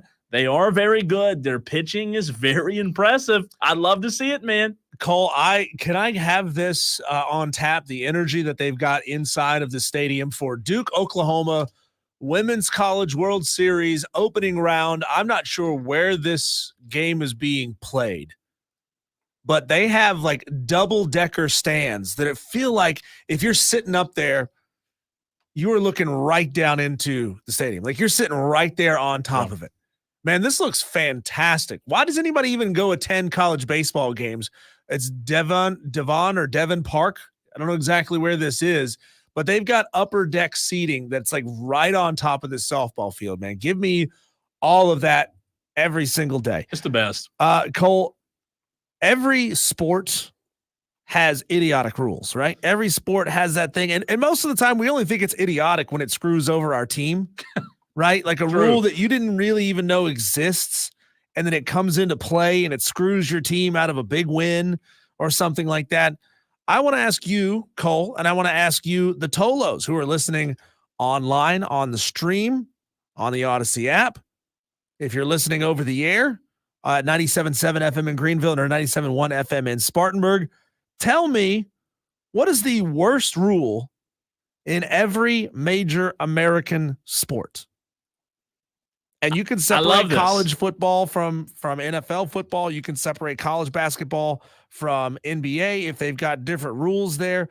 But Cole, I have a list of a handful that drive me absolutely nuts. Why do we have these rules? Yeah. And I would like to hear from you, the Tolos, on your worst rules in every major American sport. It's fantastic. It's absolutely a great conversation because there are a lot of bad ones, right? And if you don't follow the Fan Upstate on Facebook, go ahead and do that at the Fan Upstate. Diesel, I put this on our Facebook page earlier this morning, and we have a ton of comments to get to. So people are chiming in, and you can do so as well on the text line. Also, phone lines are open as well, 844-FAN-PHONE. Yeah, we see you, JD, calling in there. We're going to get to you here in just a second, Cole. But one of the things that drives me the most nuts in sports is when they are playing the same game. Yeah. At the pro and the college level, but they've got different rules at the pro and the college level. Like things like that drive me nuts. Why is the rule in college you only have to get 1 foot in bounds, but in the pros you got to get 2 feet in bounds? Like I understand that, you know, pro, you're saying, well, you're better, you should be able to get 2 feet in bounds, but saying this is a higher level of play, so we're going to hold you to a higher standard. I mean, we all know that doesn't hold any water across a lot of different things when it comes to NFL and the way they handle their business. Make it the same rule for both. Give me the 1 foot down rule in pro football. I mean, they're doing so many other things, Cole, that supports the offense, right? Mm-hmm. This would support the offense even more. You take away that burden of getting 2 feet down. So to go along with your NFL versus NCAA controversy, mine is the down without contact rule. I wish college would actually adapt the NFL rule that if you fall, if you're running and you trip and you get up and continue to run, that's legal as long as you don't get touched. I like the NFL rule of only being able to be considered down if you're contacted. Yeah, what if you're Barry Sanders and you just outrun everybody? You're 15 yards ahead. You stumble at the 2. In college, you're just down. It is what it is. You're down. But in the pros, you can get up and keep going. I don't understand that rule either, Cole. I don't like that one either. One of my biggest gripes, and it's a big gripe of mine because it screwed my team in a big game, is the rule that you can advance the ball on a fumble into the end zone. So you can score on a fumble into the end zone on first, second, and third down, but not on fourth. What? That doesn't make any sense. It's great. My team is playing a road game at Tennessee. The game is late. Defense is trying to hold. Yeah. I'm trying to remember, is Josh Dobbs quarterback for Tennessee? Yep. He swings to his right, gets speared in the gut at like the 4-yard line, and he just lets go of the ball. Yeah. And it rolls into the end zone, and a Tennessee player lands on it, touchdown. Game goes up. The team, Tennessee, takes the lead with a minute to play or something. Sure. Like that. Because it happened on second down, it's a live ball. You can fumble it into the end zone for a touchdown. So I have one that's similar to that. Stupid ass rule. I think this one's stupid. Fumbling into the end zone and it going out of bounds, even if you cross the goal line. Touchback happened to my team, my Cowboys. I hate that rule. It's stupid. Because all you got to do if you're a defense is get really good at knocking the ball out in the end zone, and you could get the ball back plus 20 yards. Correct. Yeah, I don't like any of those rules, man. Like I don't like the inconsistency of having a rule that applies on a couple of downs, but not all downs. It should be all or nothing. And I don't think you should be able to fumble the ball into the end zone and land on it for a touchdown. You should not be able to advance the ball into the end zone if you fumbled it outside of the end zone. The ball should go back. If you recover the ball, if your team recovers the ball, it should go back to the yard line where you lost it. So at least the 2. At least take it back to the 2. So if Josh Dobbs fumbles that ball on the 4, it goes into the end zone and Tennessee recovers it, bring the ball back out to the 4 where he fumbled the football, because he wasn't trying to do that. Yeah. He just got supremely lucky in that situation. Want to get to a couple on our Facebook page. Nicholas Diesel said fumbling the ball through the end zone results in a turnover. Mm-hmm. Just like I said, he and I both agree on that. Here. Yep. Fucking pro. John says golf. You're allowed to mark and pick your ball on the green when you're super close to the pin, but on the fairways or the rough, you can't touch your ball. What a stupid rule. That's a good one. I didn't think about that. Well, that one is designed, I mean, where your ball lands on the rough or in the fairway, whether it lands in a divot or if it lands behind a leaf or a stick or whatever, that's the old adage, play the ball as it lies. Sure. You can't improve your lie. It's meant to penalize you for not hitting the ball down the fairway, right? I mean, you can't pick the ball up and set it back down gently and make sure that you're sitting up top nicely on top of the rough. But when you're on the green, so much of being on the green, Cole, and making your putts is about being able to align the ball. And most golfers do that with that little line that's marked on the golf ball. So you line your putt up with that. You're not advancing the ball. You're not improving your lie on the ball because you're on the green, right? You're on flat, level, well-manicured green. I hadn't thought about that. You're not really improving unless, I mean, the only thing I can think of, Cole, where it might come into play, what this texter's talking about. And I've had this happen to me one time on a par 3. I approach and the ball plugs right into the ground because it had been raining really hard the day before, like really hard. Green's super soft. This ball comes down from its apex and it just sticks in the ground. You can't take that ball out of that hole because then you're improving your lie. Yeah. But if that's not the case and you're sitting on a normal green, you're not improving your lie at all. You're putting the ball right back where it was. You're just able to line the putt up with the lines that are painted on the golf ball. A ton of reaction and thoughts coming in. Let's get to the phones. JD is on the renewal by Anderson of the Carolinas fan phone, 844-326-3663. What's up, JD? Hey, gentlemen, as always, thank you for taking my call. Yeah, I mean, y'all hit me a few there that, I mean, do we even know what a catch is anymore? I mean, like that's one of the dumbest rules ever. You got to maintain control through the ground, but if you're back, if you're in the field of play and you come down and you got the ball, it might be a fumble. And so that's one. Yep, y'all hit that one. I hate the fumbling through the end zone. I'm gonna give you two different ones though here, real quick, if I could. I hate in college football if you block a punt and recover it, you can advance the ball. If I'm correct, like what? Like, it's a fumble. Like, you should be able to pick it up. If you block the punt, it is a fumble. You should be able to advance the ball. And then my other one, real quick, is the transfer portal. Man, I used to hate the rule about making people sit out a year in college football when they transferred. But now, all of a sudden, I kind of want that rule back. Well, so, JD, that's not a rule that anymore. That's a law. That's a law. That was settled in court, my friend. Yeah. Hey, well, like I said, it used to be, I couldn't stand it when if somebody wanted to go better their situation and you made them sit out a year. And now it's just like, oh, no, I kind of want that one back. So it's just very funny how, rules can change sometimes, but when we see what it's like on the other side, we kind of want to go back. And JD, can you define for me what a football move is and why, for some reason, when you watch a football move in real time, it looks like a football move, but when you watch it in slow motion, they say, well, it doesn't look like a football to me in slow motion anymore. We got to stop with this commentary. The play-by-play guys saying, "Well, the slow motion shouldn't matter because you're like, come on." Right? Oh no! Hey, well, yeah, I can't tell you what a football move is. I never played football, but I mean, once you see things in slow motion, these guys. Trust me, the refs and umpires, they're calling it bang bang. They're calling it the best they can in some cases. I mean, like Angel Hernandez, for example, he obviously was not trying to do a good job. But that's one thing I was going to mention, too, is like these baseball umpires, like we saw at the end of the South Carolina LSU game. Like, they see this rule pop up, and they're like, oh, I finally get to call this random rule that I know. Let me show off to all my umpire buddies about how I know the rules of baseball. And you're calling just nonsense, catcher's balks or whatever it may be.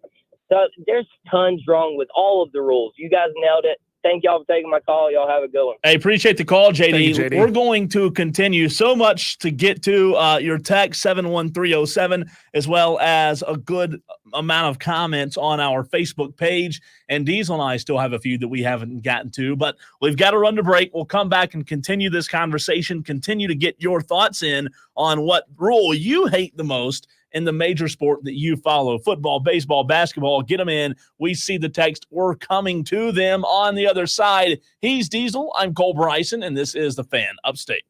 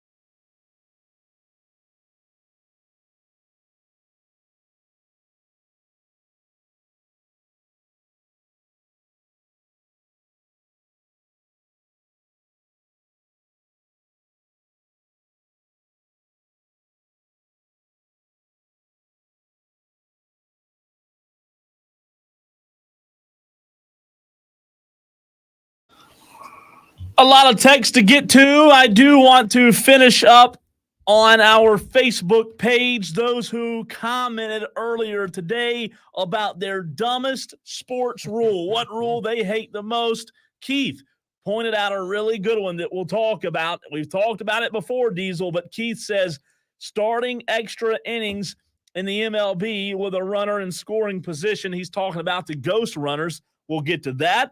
Also, Steven says the ball not advancing to half court in the final 2 minutes of a men's college basketball game after a timeout.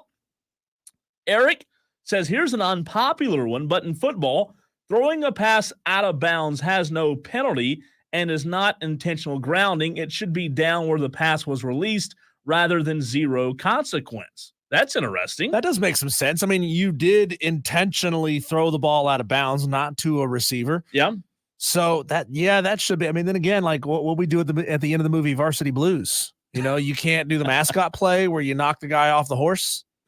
Hey, speaking of knocking the guy off the horse, next comment, Jeff says baseball has a lot of dumb rules, but they should let a batter and pitcher fight like hockey. Wow. Speaking of baseball, Cole, this one has never made any sense to me. The dropped strike 3 where the runner can attempt to advance to first base. I mean, all the catcher has to do is not grip the ball, not grip the pitch just right when it hits his glove, and he drops the ball and runners try to advance. I mean, it almost never works.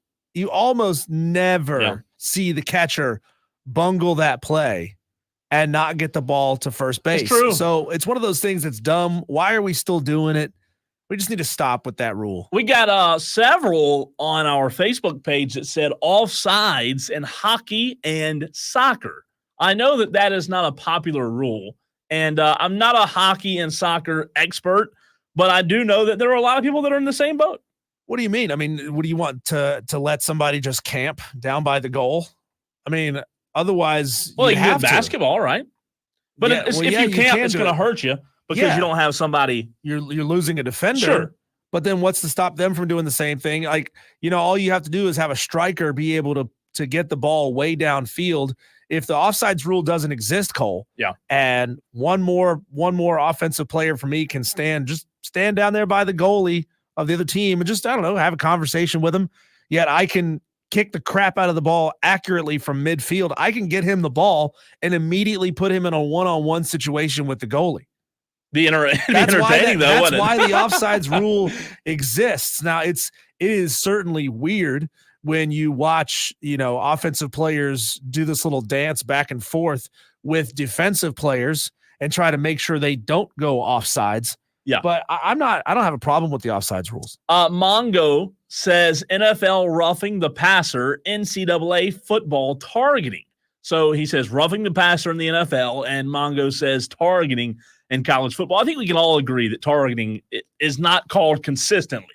Like the rule needs to be there. Oh yeah. Why is there only defensive targeting, but there's no offensive targeting? Why can a running back intentionally lower his head to go through a defender, but a defender can't do the same thing? This text is really funny from the 954. Thank you guys for talking same sports. Your counterparts, Rob and Zoe, were talking about shadow box framing underwear this morning. Don't believe me? Just ask. Madcraft said earlier, Cole, the fact that they stopped selling beer in the third quarter of most games. He says that's a dumb rule. That's not a dumb rule, Madcraft. Well, that's not a dumb rule. Maybe for you, Madcraft. You think it's a dumb rule, but for the drivers out there driving, they would argue that, right? Wesley Roberts says every rule in the NBA. Now, here's one that really bugs me, Cole, about college basketball. I don't watch a whole lot of NBA. I'm sure it happens in the NBA also. But you come down to a stretch, you got players who allot themselves 5 fouls in college basketball over the course of a game. Yeah. Then it goes to overtime, and players are fouling out early in overtime. So the best players are coming off the court because you just put them in an extra time situation without an extra foul. Okay. So I propose a rule change to college basketball, Cole. And I have a big problem with the fact that there's 5 in college and 6 in the NBA. I understand they play a little bit longer of a game in the NBA, but I think if a player is still eligible, meaning they have not yet fouled out, and you go to overtime, they should get one extra foul to play with. Okay. So they should go to 6. Essentially, you go to overtime, you now get 6 fouls. Yeah. If you're still eligible and you go to second overtime, you get 7 fouls. I don't like the best players in the game having to change the way they play down the stretch with the possibility of them going to overtime. So Wesley brought up a good one that we talked about a couple of weeks ago. It happened. He said, all jokes aside, losing a challenge in the NBA, even when you win the challenge, for being punished for calling out a bad call. That's correct. I think it was 2 or 3 weeks ago we talked about that. Here's the one, Diesel, that I hate more than anything in basketball. And I saw this 2 nights ago. I put it out on Twitter and had several comments. I don't like when a player who has the basketball, let's say behind the 3-point line, can pump fake. The defender comes to guard the player, and the offensive player with the ball then lunges forward into the defender and shoots to create and initiate contact, and it's called a defensive foul. Didn't they put a rule in place against that this year? It's supposed to be, but they still – Luka did it the other night. You can see players when they'll kick their feet out trying to get contact on 3-pointers. Yeah, I mean, it happens every night. It's ridiculous. Ticky-tack. In that same vein, Cole, there's so many off-ball fouls that are called in basketball. Like, I understand that fouls happen off the ball, but they are called entirely too often. And oftentimes they're called in bad situations when, when you're just trying to gain position. Like if you clock somebody and take them down, if you clothesline somebody, if you elbow somebody trying to get a rebound, that's something. But like if you're just fighting for position, you shouldn't be called for a foul for that.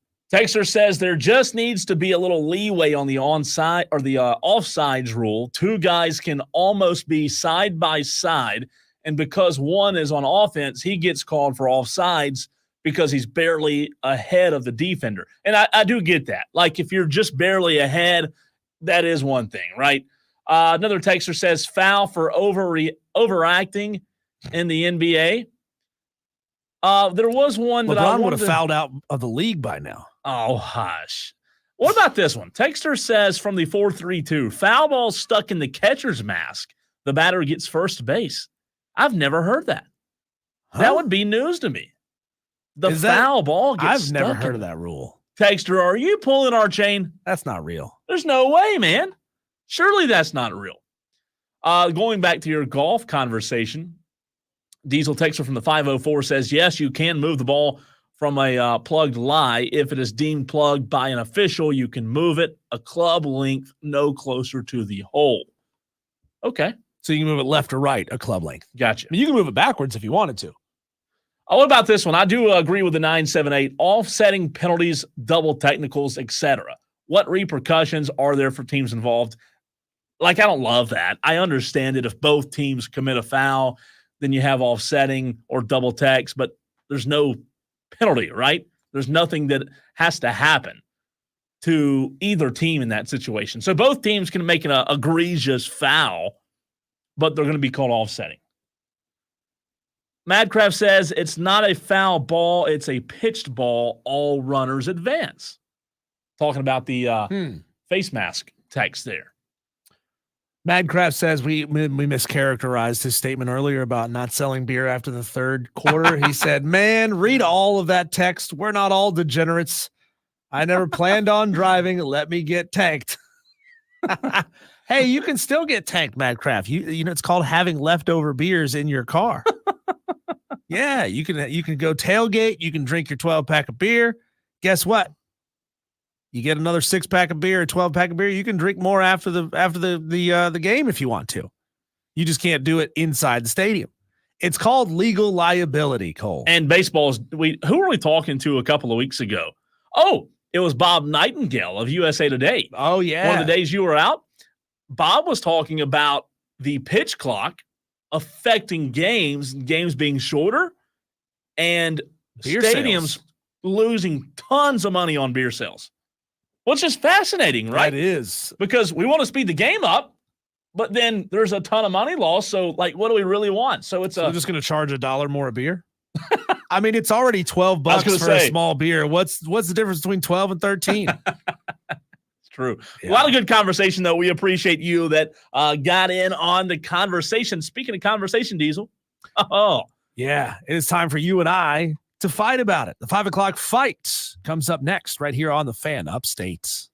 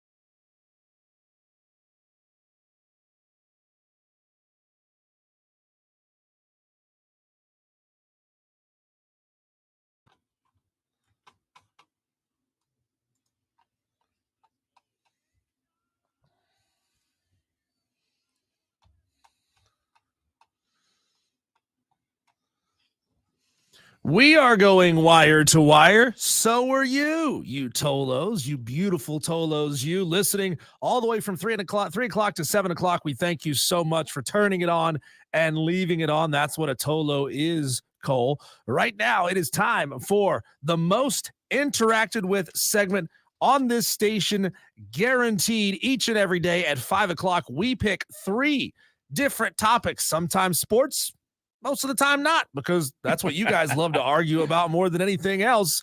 It's called the 5 o'clock fight.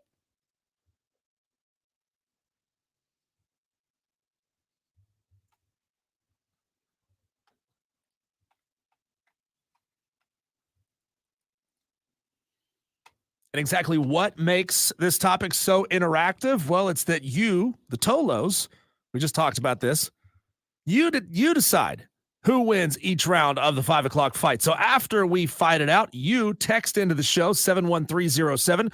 Start your text with keyword fan or drop us a message in the comments section on the live stream on Facebook, Twitter, or on YouTube. And you tell us whose side you're on. Let's get started. Oh, this is a debate, my friend. If you're at the grocery store, are you going to the self-checkout line or to the regular manned checkout line? And we gotta set some parameters here. Are we talking about 1 or 2 items? Or are we talking about a buggy full of items? Buggy full, baby. Buggy full of items. Full, okay. Man. Diesel, I used to be a regular line guy. However, for whatever reason, as of late in the past few years, I have become a self-checkout man. Not a Joe Diffie pickup man, a self-checkout When you man. got a dozen or more items, you're still going to the self-check cart full. Like cart full, $200. I'm going self-checkout. This makes you a pain in the ass. Well, you know what? I would rather do it myself for whatever reason. Maybe it's because I was never a cashier at a grocery store, Diesel, and I never had that opportunity. But I definitely like going. Madcraft asked the question, is there a cute cashier? Okay, good point. Let's be real. We all do that, right? We do. We all go to the cute cashier. But that doesn't count because this is we have to pick sides here, Madcraft. I agree that for the most part, I'm going Diesel. I am going self-checkout. I almost always go to the regular line, even if I've got 2 or 3 items, Cole, because why? I support the American working man and woman, the hardworking high schoolers that are scanning your item across that little boop, boop, boop. It keeps them employed, right? I don't want to use the self-checkout just because I want to stick it to the store owners who are trying to save some money. They're trying to justify, right? They're trying to say, oh, look at this. Look at this. It used to be that 25% of our customers use these. Now 35% of our customers use the self-checkout. Guess what? That means we can employ 1 less person. So you're saying I'm part of the problem. You are part of the problem. You are not even close to being a solution. And you're part of the problem. Yeah, Come on. you are. You Come are. on. You go to the regular checkout line. You let those people do their jobs. And you know what? The people who are bagging your groceries, they are pros at this. They are literally professionals. They are getting paid for this. They know how to pack the stuff into the bag far better than I ever could. No, that's true. Go to the regular checkout line. All right, let's see who agrees with me. I'm sure I'll lose. I've been on a losing streak lately. I need a little help. Well, it's because you have Tolos. terrible opinions and you're not great at arguing them. Oh, my Let's go with word. round number 2. Are you a cash guy or a credit card, debit card guy when you pay for things? I got a little cash on my wallet right here. That's where you and I differ. That's where we differentiate, Diesel, because the problem is Cole never carries cash, okay? Really? Never. Like, if you pull me, there's 365 days of the year. If you come to me 360 days, there will probably be 360 days I don't have cash. I'm serious. I never have cash. I don't carry cash. I'm not against it. I'm not telling you I'm one of these cashless kings. I'm just telling you I get paid with a electronic statement, right? Or I get paid what do you call it? Direct deposit. Yeah. My money comes electronically. I don't get cash payment, so I don't carry cash. and I don't go out of my way to get cash out of the ATM so I can then spend the cash. I am a card guy. I always have some cash on me, even if it's $10, $20. I like to have some cash on me, Cole. The problem is so many places are making it hard for you to even spend cash anymore. Like I've gone to concerts over the past couple of months where they're cashless and they have you go to a special ATM and put your cash on a little special debit card just for them.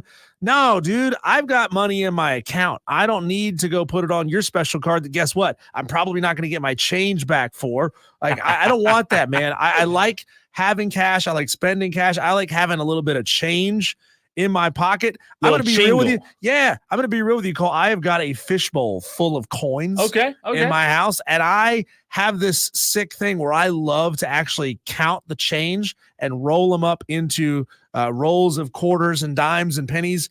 It tickles my ADHD or something, but I love doing that. You know what I like doing, Diesel? I like leaving my wallet at home and taking this iPhone right here for those on the stream and doing beep, touch pay, Apple Pay. Don't even have to take your wallet. Are you kidding me? I do like doing that sometimes, but so many places don't have that yet. Not everybody. You can't rely on it. So if you're still on the fence, if you haven't gotten your votes in yet, do it. 71307. Start your text with keyword fan. If you're still on the fence about our round 1 and 2 fights, let's get it on one more time, and maybe this one will break your tie. Cole, my wife calls me at around 1 o'clock today. Freaking out. She's driving down the road and a spider crawls across her rear view mirror inside her car. She's like, I almost wrecked the vehicle. I had to pull over. It freaked me out. So I want to ask you, Cole, what freaks you out more? Bugs or snakes? Definitely the slippery, slimy snakes. I'm not a snakes guy. I cannot stand them. I was fishing 2 weeks ago, and one came at the boat, just coming just dead at us. We hauled, and got out. I can't do snakes. Slap it with the paddle. No, I'm not a snakes guy. Get me out. I don't want no part of snakes. I get that bugs are a little bit more, frisky, and they can get to you quicker, and you can see a snake coming, and I get all that, but snakes don't do it. No way. And you know where, Diesel. I'll take a bug all day long. Snakes don't freak me out, man. I have a snake, and they're not slippery. They're not slimy unless they come out of the water. Then they might be, right? They might be wet and they have algae stuck to them or whatever. I own a snake. They're not freaky. My snake will just hang out around my neck, and I'll just sit there and watch TV with my snake wrapped around my neck. You're kidding me right now. No, I'm not kidding you at all. I'll send you a photo later. Please don't. Diesel sending photo of a snake. See, bugs can get into anything. They can find their way into your closed vehicles. I don't know how they do it. They find their way into your home, and it's like when you least expect it. You'll just be sitting there watching TV, minding your own business, and then a spider just dangles down from the ceiling and is right in front of you. What the hell? Diesel, true story, real quick. That's freaky. They could be around you at any time. Real quick, true story. Are. In high school, a friend of mine came in late to school one day, right? And he walked in, and I remember this like it was yesterday. He was like an hour and a half late. We were like, hey, why are you late to school? What's going on? This was in high school. He wrecked his Jeep. I mean, bad. Wrecked his Jeep. You know why? There was a spider in his Jeep, and he wrecked it, damaged it very, very badly, and was an hour late to school. Do you think he got any money back from insurance when he told the adjuster there was a spider in my Jeep? I would not have said those words to the adjuster, okay? There you go. That is our 5 o'clock fight. Who won each round? Text us at 71307. Start your text with keyword fan. And if you would like to suggest something for us to fight about, here's how.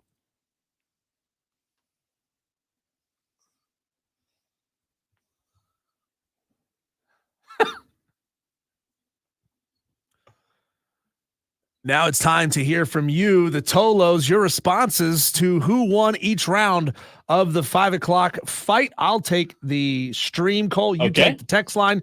Madcraft says Diesel wins round 1, which was I go to the regular line. Cole likes to go to the self-checkout line. He says, Cole, you win round 2. I don't carry cash, so I can prove to the panhandlers I don't have anything. That's true. Yeah, Mad. I feel bad when I know I've got cash, but I don't. I don't give money to panhandlers. Like that's something I learned in my time in New York City. I was only there for a couple of months. Like it's not a big deal. But people will panhandle who don't actually need money. They just do it because they can throw on some raggedy clothes and they realize they can make a decent amount of money off of suckers who will just give them money. I don't like supporting somebody who somebody's addiction possibly. I mean, I would much rather give somebody leftover food than give them cash, right? Let's see, moving back to these messages. Wow, they're like rolling in at the moment. He did say that him and his grandfather used to love rolling coins all the time. Shane Barrett says, Cole with the clean sweep. Have you ever tried checking out in the normal line with kids? Nope, don't have any kids. That experience is a nope. I only get cash when it's absolutely necessary. And to quote Indiana Jones, I hate snakes. Thank you, Shane. Wait a minute, Shane. So all you have to do in the regular checkout line is to take your stuff out of the buggy and put it on the conveyor belt. No and everybody questions. Else does everything for you. And for some reason, you think that's harder than taking each item out one at a time, putting it in the bag. Oh, crap, the little platform is full. Got to take that bag off, put it on the ground. Like, that's more of a pain in the ass. What are you talking about? You're acting like the cop with Scotty Scheffler. You're leading questions. You're leading. We're going to get into that. That cop has spoken out over all of the internet coming after him. Let's see here. She says also Diesel sits with his snake around his neck. That is a nope. Texter says Cole just lost every round. Knockout. Yeah, Cole Come on, lost Steven. every round. Let's see here. Madcraft says Diesel round 1, Cole round 2, and Cole round 3. I thought we were friends, Madcraft. Wyatt on the text line 71307. Start your text with the word fan. Wyatt says, quick recap, please. Round 1 was self-checkout or regular line. I said self-checkout. Diesel said regular. Round 2 was cash or card. I said card. Diesel said cash. And round 3 was what freaks you out more, bugs or snakes? I said snakes. Diesel said bugs. Let's see. I've owned 4 different snakes, and I've been familiar with a lot of different species. Well, that's of a snakes. you problem. I don't mess around with wild snakes. I sure as hell don't mess around with venomous snakes. That's just plain stupid. Let's see here on the text line. Dabo only uses self-checkout, just like how he only recruits players out of high school. He doesn't like help. Y'all are terrible. Texter from the 903 says, no cash. The wife sniffs it out and takes it. Recap. We got that one. Let's see. From the 427, item 1, are you kidding me? Diesel. Item 2, Cole. Item 3, Cole. No snakes. Texter from the 316 says Diesel wins, Cole. Or Diesel wins 1, Cole wins 2 and 3. That comes from G. Mongo says Diesel supports the American working man because that's what I am, and that's who I care about. Mongo, that has been my Facebook profile bio for years for the planet. It says I play rock and roll for the American working man because that's what I am. Alan. And that's who I care about. What movie is that from? I don't know. Tommy Boy. Alan and Lauren says, Diesel with a sweep today. We have 2 snakes and a bearded dragon at the house. You people have an issue. Yeah, I had a bearded dragon. Why do y'all have snakes and dragons in your home? This isn't the zoo. At one point, Cole, I had a bearded dragon and 3 snakes at the same time. Come on. 2 ball pythons and a Dumeral's boa. Do y'all think this is the zoo, for crying out loud? Bearded dragons in your home? Yeah, bearded dragons are like the Australian squirrels. They're everywhere over there. Well, guess what? Keep them in freaking Australia. Don't bring them here. Come on. They sit on your shoulder. They just hang out with you and watch TV. It's great. What happens when one just turns evil? They don't. Are you kidding sweet, me? Docile little animals. What happens when that snake breaks out of his what do you have him in? A glass tank? Glass tank. What happens when he breaks out and chokes you? It doesn't because the lid's clamped down. What else you got? All right, that's all I got. Wyatt says, Cole, give Diesel the broom because he just got swept. Finally, somebody sides with me today. Wyatt, you're my favorite Tolo. Appreciate you listening and siding with me. Texture here. He has a point, though. He says, since Walmart now has 2 lines and 50 self-checkouts, I go self-checkout. Well, that's because you've been forced to. That's because Walmart is lazy and cheap where are all those employees going? They're sure as hell not back there restocking the shelves. You know, I don't know how Walmart does it, Cole. It's like they just know to sell out of the thing that I need every time I go there. Every time I go for one specific item, it's always sold out. You know what Cole doesn't do? Go to Walmart. Yeah, it's good. I mean, shop on Amazon, man. It'll be here in 2 days. I'm not a Walmart Sometimes guy. the very next day, it's cheaper. You don't have to leave your house. You don't have to deal with all those idiots that shop at Walmart. G said, Diesel, no snakes, hate snakes. You know what? I thought Walmart used to be the place where there was like 1 million employees. Now they can't find 6 to run a register. You go at a busy time. They have 2 registers open. You stop to ask them a question. They act like you're the pain in the ass. Yeah, you are. Why are you? Let me take my headphones out. What? What do you need, right? That's every time I go up to somebody, they have to take their headphones out. You ask them where something is, they're like, I don't know. I think it's over there, but it's not. It's not there. You know what, though? I've never owned a snake, Diesel, in my house, and I don't think that I ever will. Like, I think that is a non-negotiable. I don't think I will ever, ever, ever be able to own a snake. I can't do it. Some people will refer to them as nope ropes. Nope ropes. That's a good one. Yeah. Nope. That's a good. What kind of is yours? What kind is it? It's a Dumeral's boa. It's a snake from Madagascar. Right now, she's only about 4 feet long. Only 4 feet. She's only about 4 feet long and maybe like 2 inches in diameter at her thickest part of her stomach. But the species will get up to about 8 feet and like 5 inches across in their diameter. Yeah, I'm good. They can be thick I'll boys. pass. I will pass. Texter says, Cole, go to the pet store and grab a snake, take it to the cashier and pay cash. You people are terrible. I'm surprised you didn't say go to the bathroom and grab a snake. Cole Bryson there getting his ass rocked here on the 5 o'clock. Come fight. on. I got Wyatt sided with me. My man Wyatt. I don't know Wyatt, but I need to know Wyatt. 844-FAN phones the way you can get in touch with the show. It's the renewal by Anderson. Cole, that's how big a Dumeral's boa can be. No, I'm past. Those of you who want to see. No. That's not me, but that's how big they can be. No, thanks. 844-326-3663. It's the renewal by Anderson of the Carolinas fan phone. Big Kev wants to chime in. What's up, Kev? Yo, Kev. What's going on, fellas? Waiting on you, man. Listen, how do you wake up in the morning and just be like, hey, I want a snake? I don't.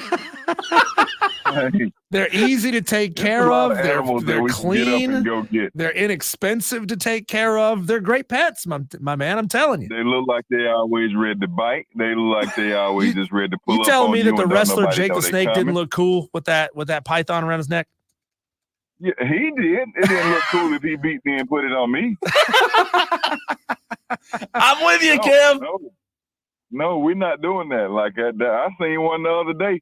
I'm in my car, and I still stop and let him go on about his business because I'm thinking he might twirl up under the car when I go over him, and he's waiting on me to get out.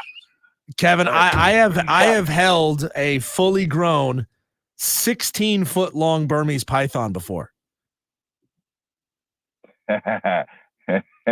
Kevin, don't go there. Kevin, don't go there. Don't go there. Don't go there. This is a family-friendly show. No, it's not. You can go there. We're not doing that one, man.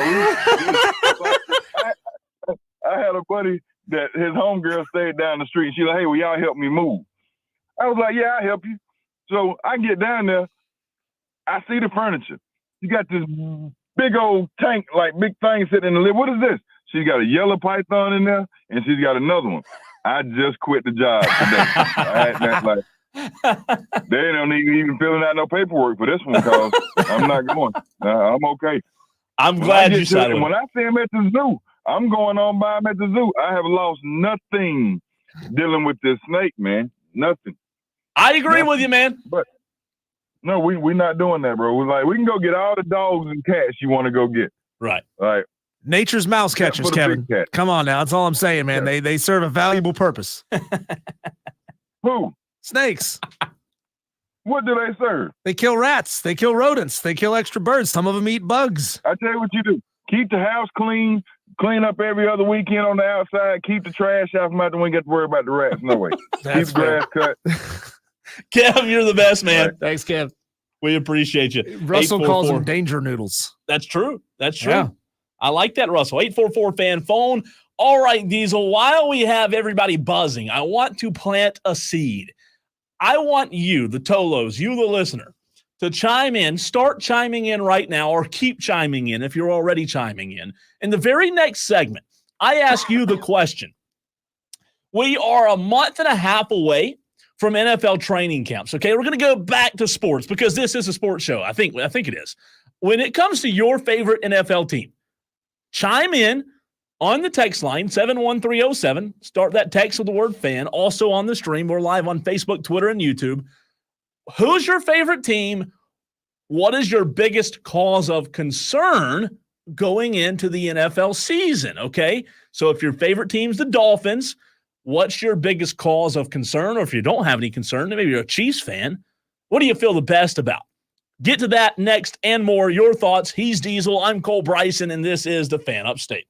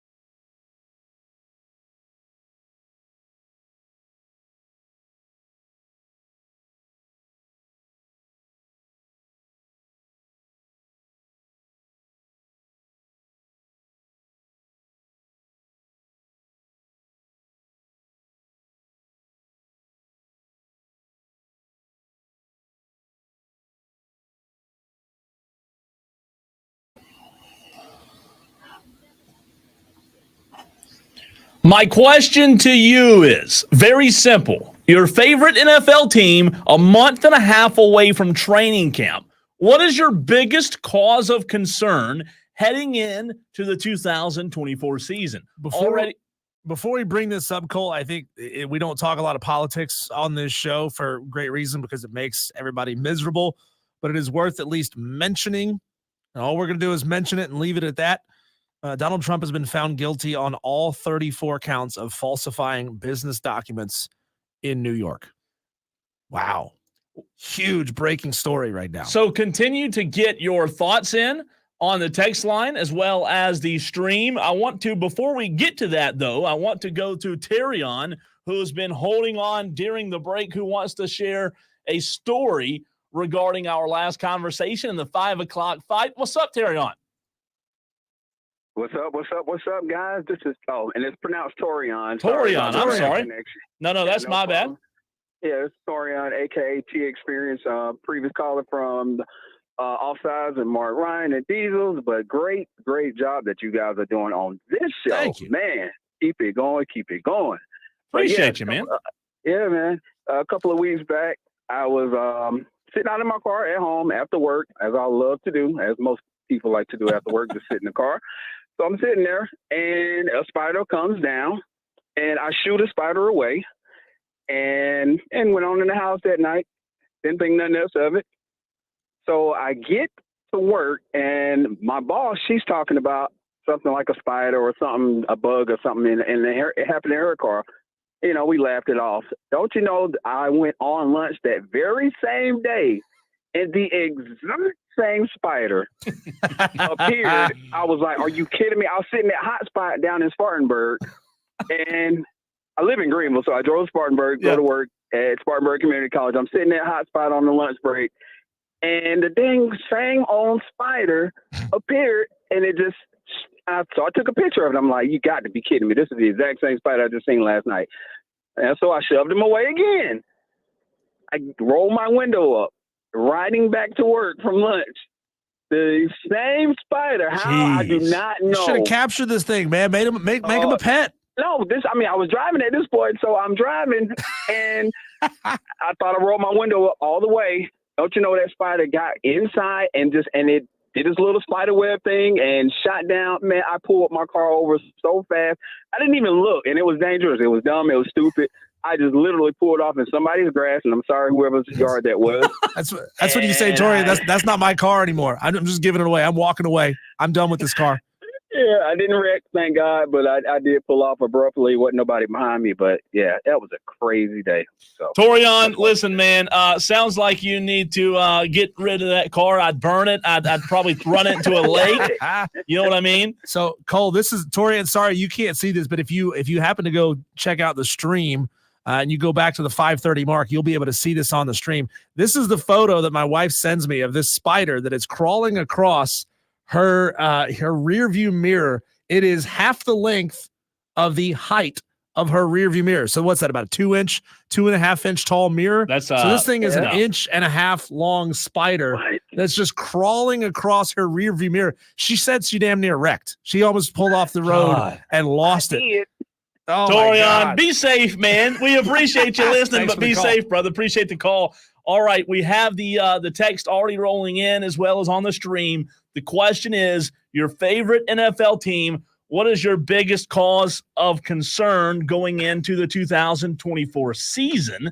Because I don't know if you know this or not, we are a month and a half away from training camp. Yeah, they're in voluntary OTAs at the moment.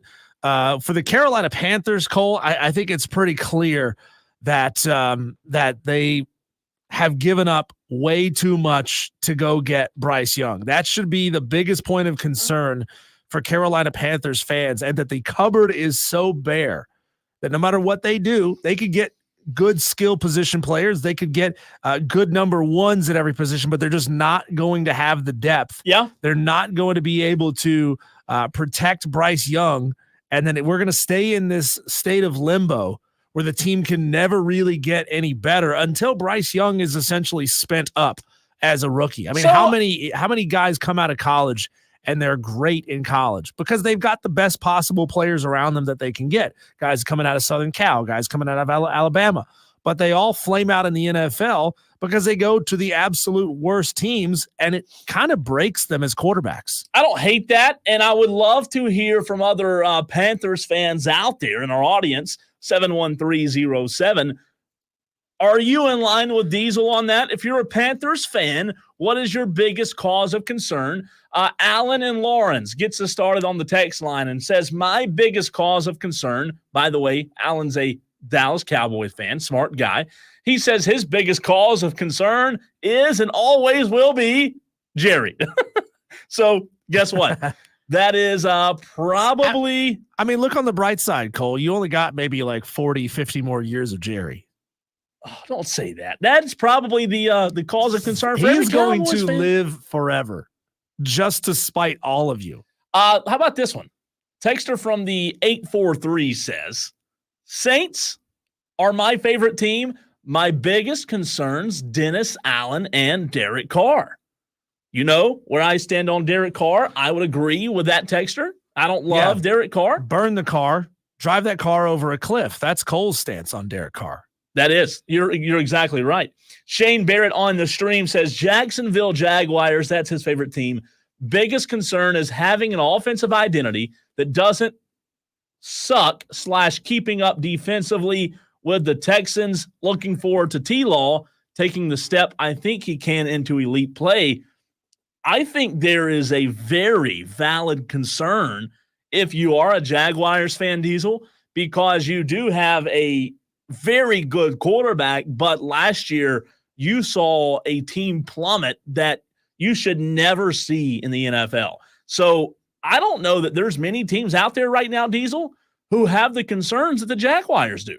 Shane, I think your biggest concern is that you have an owner in Shad Khan who very clearly wants to move his franchise out of the continental United States. I mean, are you still going to be a Jags fan if they are the London Jaguars? If they're the Munich Jaguars, are you still going to be a fan of that team then? Or will you root for a team that's based right here on American soil? I mean, that seems like a very real thing, right? I mean, the Jags have played more games overseas than anybody else over the past 10 years or so. So, I mean, I think that should be a very real concern. Madcraft says Chargers, they have a top 5 quarterback and arguably the worst wide receiver room in the league, which is a very good point. Very good point, because that's the biggest question mark is Herbert's there, right? You have a great quarterback.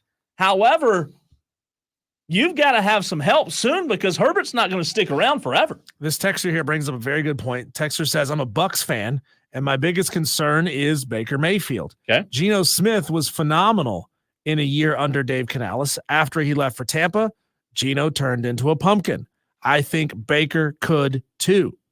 Well, then, texter, that gives me a little bit of hope as a Carolina Panther fan, hoping that Dave Canales can actually stick around for a little while in Charlotte and turn Bryce Young's career around. The problem with Bryce Young is he's little, man. He looks like everybody's little brother out there. 844 fan phone. It's the Renewal by Anderson of the Carolinas fan phone line. Brad wants to chime in. Brad, who's your favorite NFL team and what's your biggest cause of concern? So my favorite NFL team, is definitely the Indianapolis Colts. And my cause of concern is we don't have an owner as good and as qualified as David Tepper. And I'll say this, if we had an owner that good, my goodness, we would be the Kansas City Chiefs. I am so jealous of the Carolina Panthers to have such an incredible owner. Isn't it fantastic my goodness, that man is on a roll. Teams who have bad ownership, Cole, we've had fans call in, you're a fan of a team with bad ownership. I'm a fan of a team with bad ownership. Yeah. Brad is a fan of a team with bad ownership. And the problem is, Brad, like that's a hole too deep, man. There ain't a shovel big enough to dig out of that hole. But y'all may have talked about this earlier. But I just wanted to chime in real quick. We're on the baseball tournament that starts this weekend? Yeah, we did. So I just got off work. We can hear that. My big thing this weekend is We thought you might be running away from a spider in your car. you never know. But man, the ACC they kind of got screwed a little bit as far as regional matchups go. Like I don't think North Carolina deserved to have LSU, and I certainly don't think Clemson deserved to have Vanderbilt. But I'm excited. I think this is going to be a great tournament, and you call me crazy, but I think this may be the year where we finally see Clemson get out of their own regional. Because, last time that happened, Cole, you and I were in high school. So, I think that finally happened. And, guys, it's been a great week. We're 93 days away from week 1 of college football. Wow. Absolutely love it, man. You just put a skip in my step, Brad. Thanks for the call, Brad. Wow. Mongo says, I'm a Ravens fan. Wide receivers and injuries is my biggest concern. Mongo, you just got a really good running back. I don't know that I would have too many concerns. If I were a Ravens fan, my biggest concern would be Lamar Jackson and his inability to get it done in the postseason. Because you have a really good team. You have a really good running back now. So I like that. I like that text, and I think the Ravens are fascinating. Texter says, sounds like Brad is scared of the SEC being better in baseball. Shane says, buckle up, Brad. Jeez. What about the Falcons? Texter from the 915 Diesel says, my concern is punishment for tampering, and what will that be unless it's resolved? And I have not heard about it. I assume, let's see, tampering with the Falcons. Wire to wire. Would you be talking about Kirk Cousins and getting him off the roster in Minnesota? What are you talking about? Help me out there with that texter, this allegation of tampering with the Falcons. Is that what he's talking about, Cole? I would assume so. And again, I'll have to go back and read the text. But says tampering, the Falcons is punishment for tampering, and what will that be? Okay. We'll do a little digging. I think that's interesting. I think if you're a Chiefs fan, you got no concerns other than maybe, Harrison Butker goes on a religious retreat and you never hear from him again. There's no concerns if you're a Chiefs fan. Well, that's very clear. Dale wants to chime in, 844-FAN phone. Dale, what's your team and what's your biggest concern? Hey, Cole, let's go Cowboys. You ready? Yes. My biggest concern is offensive line, quarterback, secondary, linebacker, ownership, in no particular order. Oh, running back as well. Dale, listen, I mean, let's be very candid here. There are more than one issue. There is more than one issue, rather, and you're exactly right. Unfortunately, I hate to tell you, you are right. There are a lot of concerns. If you had to list them off, I think you did a pretty good job of it. I'm well aware. CeeDee Lamb's our only bright spot, and CeeDee Lamb. Dale, thanks for the call, man. You Appreciate should be concerned that Jerry Jones will support Dak Prescott until the day he dies. Or you should be concerned. concerned. Never move on from him. Or you should be concerned that Jerry Jones will live much longer. Yeah. I mean, that's how old is Jerry Jones? Too old. First of all, he looks about 100 years old. He is way too old. I'll tell you that. So he looks worse than that 95 and 92-year-old couple that we saw a couple of weeks ago at Ingles Markets in Greer. Dave, real quick. I don't know that we got 81. 81 years old. He looks awful for 81. Wanted to get to Dave's text. He is a Tampa Bay Buccaneers fan. Dave says, I trust Baker, but we have only one established running back who is white. Hopefully, not white like the color. White's their running back. Hopefully the rookie will step up and shine.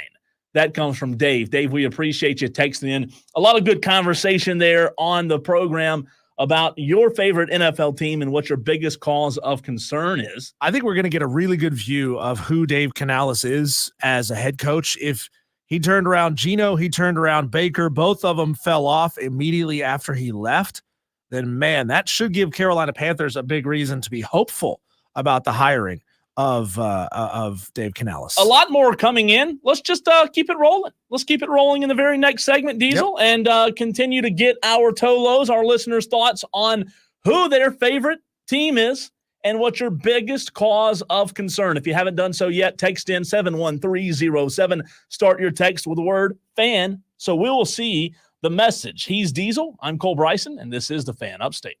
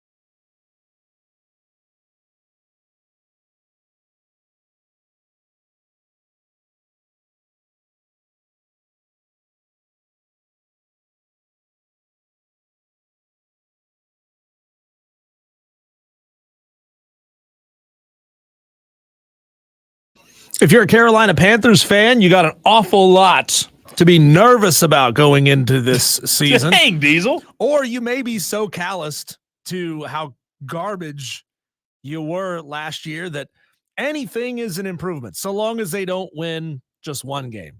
God, would that be a smack in the face to go through all the things that you went through last year, all the embarrassments from the ownership, and then to lose more games this year than you lost last year. A lot can concern you if you're a Carolina Panthers fan. Offensive line, moving players to center who have never played center in an actual NFL game. Still not knowing who your wide receiver one is going to be. Bryce Young still being 5'11", 165 pounds. Oh my gosh, you went there. Not having a strong linebacking core or edge rusher. A lot to be worried about. You know what's interesting? I love the fact, Cole, that we've had We've not had 2 listeners call in or text in who are a fan of the same team.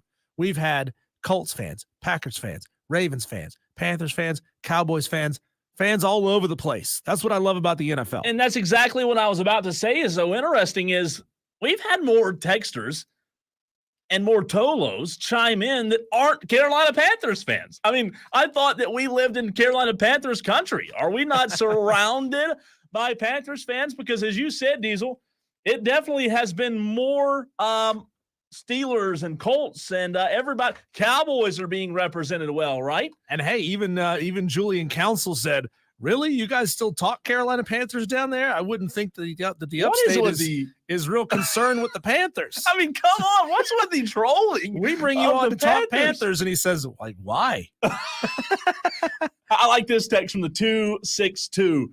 Texter says, I'm a Packers fan. Concerns. I'm concerned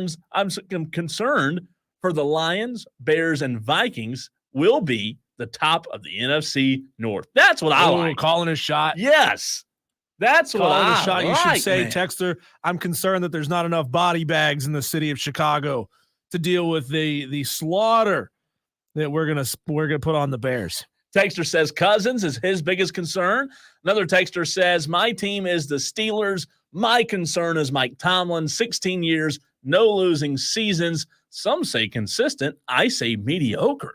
How about that text from the 724? That's strong. Are Mike Tomlin and Dak Prescott related? No. Don't go there. Don't try to be little Mike Tomlin like that. Come on. How about Shane Barrett wanting to weigh in? Shane on the renewal by Anderson of the Carolinas fan phone. Shane, what's up, man? Cole, pardon my French here, but I'm so tired of this shit with Baker Mayfield and people talking trash about him. Shane. All right, we got to drop the call, man. You can't be dropping 4-letter words on the air, my friend. Consider this a learning moment, Shane. You can't say stuff like that over the radio or we will drop the call. Try again, Not Shane. today. You got to try again next week because we don't let you back on the air. Diesel said you got punished. Yeah, no, that's true, man. You're on timeout. You've gotten banned temporarily. Wow. Look at Diesel just dropping the hammer here. Sorry about that, Shane. Yeah, it's the truth, man. We can't be having that kind of language over the air. But good news is Cole's got his workout for the day. He's turned around and he's hit that dump button. He's nice and loose and limber. Nice and loose, as I always am.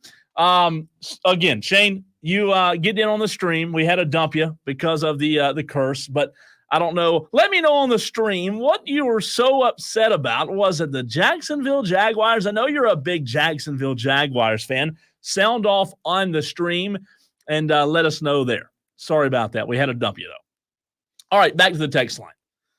Let's see. Texter says, this comes from Spartanburg J. I'm not an NFL fan. Spartanburg J, not an NFL guy. He says, I'm a Clemson fan, and he lists his Clemson concerns. I'll read them. Concerns are the O-line, secondary, wide receiver health, and O-line. Well, you said O-line twice, Spartanburg J, so you're very concerned about the O-line. I mean, listen, it's not NFL, but I'll still count it, okay? I'll still count it. If you want to go Clemson, we can do that as well. Dewey wants to chime in. Dewey, what's your team and or who's your team and what's your biggest concern? My concern is that y'all keep on picking on Shane Beamer. He is the man for South Carolina. They're going to go 12-0, and the quarterback's going to win the Heisman, and And what? And Dabo, y'all pick on Dabo too much. Okay. It's the Carolina Clemson in the national championship game this year. We will start picking on Dabo more and Shane less, if that's your wish, Dewey. How about that? Dewey, I'm concerned that you are under-medicated and you're not making your therapy appointments the way that you're supposed to, friend. Mongo says, help me out with this, Diesel. Jerry Jones looks like Pastor Kane from, is this a movie I have not seen? Poltergeist 2? Poltergeist 2. See, Mongo, I'm not as up-to-date on movies as Diesel is, so I apologize. Oh, wow. Does he? Oh, wow. Have you seen this movie? I have not seen Poltergeist 2. This is what he's saying of Jerry Jones. I see a little bit of resemblance. I do Yeah. see some resemblance. Yeah. Okay. Not far off. Good segment, though, or good segments, I should say. Love hearing from our Tolos and hearing who you pull for, because as we said, Diesel said it, I said it, there's not a ton of Panthers interaction on this very segment. We're getting reaction from every other team, and you can continue to send your thoughts in on the text line or on the stream. Shane, if you want to get back in on the stream, do so. Let me know what you were so upset about. You've got me intrigued, Shane, okay? You called in. You were madder than a hornet, and we had to dump you. But I need to know on the stream, what were you so mad about? Because I'm ready to know. I think it was something I said. I'm fully aware that Shane probably had something really really great to say. He did. I think he had something really hot to say. But sorry, man, we can't let you on the I air. dumped you. I dumped you. We could not let that the beep on the air. So show rule, you curse on the air, you're banned for the rest of the day. You're back in tomorrow, Shane. You can call us back tomorrow. How about that? We're making up show rules all of a sudden. Yeah. Well, yeah. I get it. I'm imagining what our boss would say. He's like, you can't let that guy back on the air immediately. So he said, I deserved it. I'm sorry. 1 second. Get it up, Shane. Let us know. Spartanburg J says, I think I forgot to say my biggest concern for Clemson is the O-line. No, Spartanburg J, you said that twice already. Great show. We appreciate you listening. Diesel, this audio is fascinating. I have 2 pieces of audio in the very next segment. One of Scotty Scheffler and a police officer, and some more audio from Scotty Scheffler's attorney, which is the best audio you will hear today. Stick around. Don't go anywhere. Turn it on and leave it on.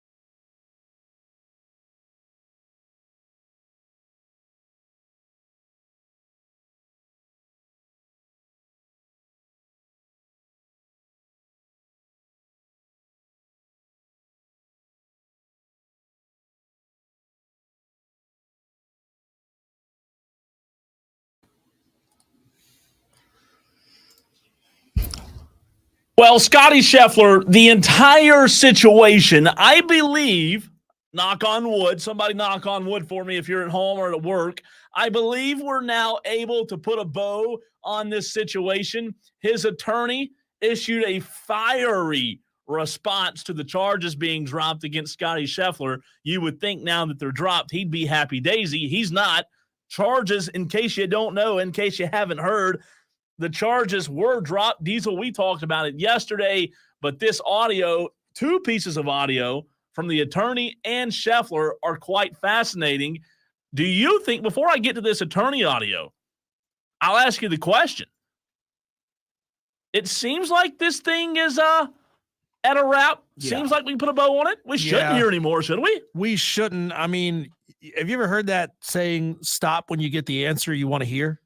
Yes, you know, people will very often talk their way out of the answer that they wanted by trying to get more, by trying to prove their point even harder. I mean, that's the only thing that could happen here is if Scotty Scheffler's attorney doesn't shut his mouth. Well, at this point, like, you've gotten what you wanted. You got the verdict that you wanted. Shut up now. Well, him shutting up isn't happening anytime soon, it doesn't look like. Here is the attorney of Scotty Scheffler being interviewed today after, I guess, the final meeting they had. Let's see. This was actually yesterday. So here's Scotty Scheffler's attorney. This audio is fantastic. Steve, I have to ask you, though, the statements that Scotty made after the arrest don't seem to fully align with what you're saying right now. He admits that he got impatient and went too far. No, here's what happened, is he is being interrogated after the most stressful situation of his life, right? And the officer is actually asking him leading questions and trying to get him to agree with them, okay? And that's why you don't talk to the police, because they are going to try to put words in your mouth. But and that's exactly what they did. But that was after he read his Miranda rights. He didn't have to speak. He didn't have to speak. But again, he asked to talk to the officer. He wanted to explain to him what happened. However, they are trying to get him to confess to something that he didn't do. And the video evidence shows he didn't do it. That is absolutely fantastic. How many Red Bulls did this attorney have before this press conference? Really? Dear God, you got the charges dropped. He's mad. Why don't you just come out and say, look, you know, it was wrong was committed on both sides of this thing. Nobody wants to see this situation end in an ugly way. We're happy that we got a decision from the state of Kentucky to drop these charges against the best golfer in the world, and clearly just a nice guy. Thank you very much. Don't bring it up again. Instead, when the reporter tried to ask the question, he was very adamant. No. Here's what happened. Here's Here's what happened. Fantastic. He is upset, but let's break it down like this. The most stressful situation of his life. Really more stressful than playing in the Masters? No? Okay. I do want to let you decide, because I do have the audio that the cop is that the lawyer is referring to. The attorney there that you heard, he's referring to this audio. And Diesel, it is a bit lengthy, so you and I will stop it at any point we want to comment. Let's stop it and comment, because the attorney said he was asking leading questions, and I think there's a fair point to be made that maybe he was. You decide for yourself. Yeah. I had to loop all the way around that way. It took me about probably a half hour. Okay. So I'm pulling in here. The police officer up there told me to come the opposite way with the traffic and then come in. And as I was pulling in, my window was down, and the officer told me to stop. And first of all, I did not know that he was a police officer. I thought he was one of the security guards that was mistaken. And as I was pulling by him, he grabbed my arm. Stop right there. Why does it matter if he's a security guard or a police officer? Because if somebody's telling you to stop. Yes, you're right. I should have stopped. I did get a little bit impatient because I'm quite late for my tea time. So I want to stop it there, Diesel. The officer interrupts and says, why would it matter if it's a cop or a security guard? Fair or unfair point, in your opinion? That's a fair question. I mean, It is somebody who is in a position of authority and who is attempting to handle a situation. I mean, I got to think that Scotty probably has a team, like a staff around him. Somebody probably woke up and said, hey, Scotty, there's a situation down by the course. Just so you know, it's going to be tough to get in. Right? Yeah. And, you know, if I'm out at a public space and a security guard stops me, in my mind, that is tantamount the same thing to a police. That is law enforcement. That is rules enforcement for this particular venue. And no, I do agree. So Scotty should have stopped, whether it was a security guard or whether it was a cop. And I think his biggest frustration to that point, Diesel, was the previous cop who instructed the car and him to go into that gate before this cop. Again, he was instructed to follow the other PGA Tour car and go into the gate. So I think if I'm just pretending like it was me, I would be frustrated. I would be upset if I've already been told once, follow this car, go into that gate, and now I'm being stopped again after the first car already went to the gate. Sure. However, Diesel, I'm not trying to attack this cop or any cop. I do not like this. And this is Cole's opinion, okay? It doesn't reflect what Diesel thinks or what the radio station thinks. The you're wrong no matter what because I'm a cop attitude, in my opinion, is why so much anti-cop sentiment is prevalent these days. Mm-hmm. Like, I think every police interaction should be released because I just don't like the attitude. And not every cop's. We have cops here who are fantastic. I appreciate law enforcement. I have a lot of friends, Diesel, who are police officers. I just don't like the attitude. Scotty didn't have an attitude. Let's continue to hear the audio. And as he was reaching in the car, he grabbed my shoulder and hit me. Like trying to get you to stop, right? Yes. Okay. It seemed to Leading be a question. little bit over aggressive because the entrance was open. Okay. And I pulled a little bit because I was afraid. I thought he was going to start hitting me, and I didn't know who he was. He didn't tell me he was a police officer. All I saw was the yellow jacket. I didn't know what he was doing. I listened to a police officer. So the thing is, he's wearing a uniform. Okay. He also is wearing the same jacket that I have on that says police. Yes. Okay. Also on that, if someone's telling you to stop, no matter who it is, you don't keep going. So what happened is, you kept going and you took him with you while he's a pedestrian. Okay. Yes. So you took him with your car. Yes. And drug him, okay? Yeah. Which is not a good thing, I'm right? very aware that was to make it, so listen to me, so make it even worse, when he asked you to get out of the car, you refused to get out of the car. I still was not aware he was a police officer. I was actually looking out the window of the car to try to find a police officer. I asked. We're all right here, and he was there. Believe me, sir. If I knew we're all wearing yellow vests so you can see us. If he knew he was a police officer, I would have been. So stop it right here. Scotty Scheffler, I have no idea what his intelligence level is. I assume he's a smart guy. He's a good athlete, right? There's nothing that says just because you're a great athlete that makes you a smart, intelligent individual. Okay. I'm not necessarily sure that I'm buying Scotty Scheffler saying I wasn't sure at the time that he was a police officer. Like, come on, dude. I think he's trying to charm his way out of this situation. Like, if I see somebody early in the morning around an entrance to a venue, a closed venue like that course was, and I see somebody in a long yellow rain jacket, yeah, I think it's a fairly safe assumption to say that person is in a position of authority. Sure. So this whole idea of I was looking around for a cop because I didn't know if this guy was a cop. I mean, like, have we had a situation, Cole, where somebody pretends to be a police officer to drag a golfer out of their vehicle? It's never happened. Like, it sounds like a scenario to a bad movie. I'm just not necessarily buying the naivete on Scotty's part here. So a ton of response coming in on the text line. Texter says, did you see, this comes from the 618, did you see the stupid Detective Gillis response to the lawyer? Yes, we'll get to that. Texter from the 897. What he was making a point was that if that happened to anybody else, we could be screwed. Another texter says the cop in that video is a douchebag. Texter from the 618, you absolutely do not have to stop for a security guy in a fluorescent vest. Texter, this happened. Based on what? Based on well, what? I think that's a good question, right? Is that Let's based park on that. your opinion? What is that based off of? It's a good question that you bring up, Diesel. I mean, you What's would the- assume that person's in a position of authority. You would assume. I would.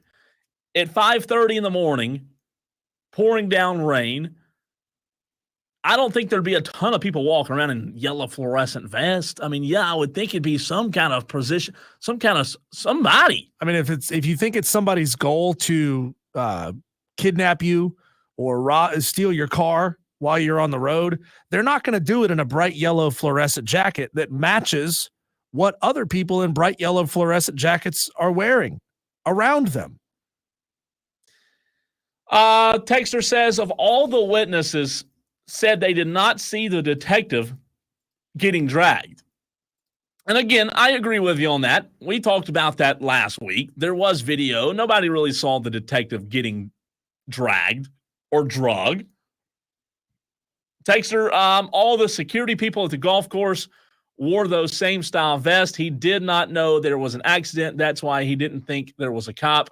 I do safety and security, and this is no lost thing. Have to stop for somebody with a fluorescent vest who was on security.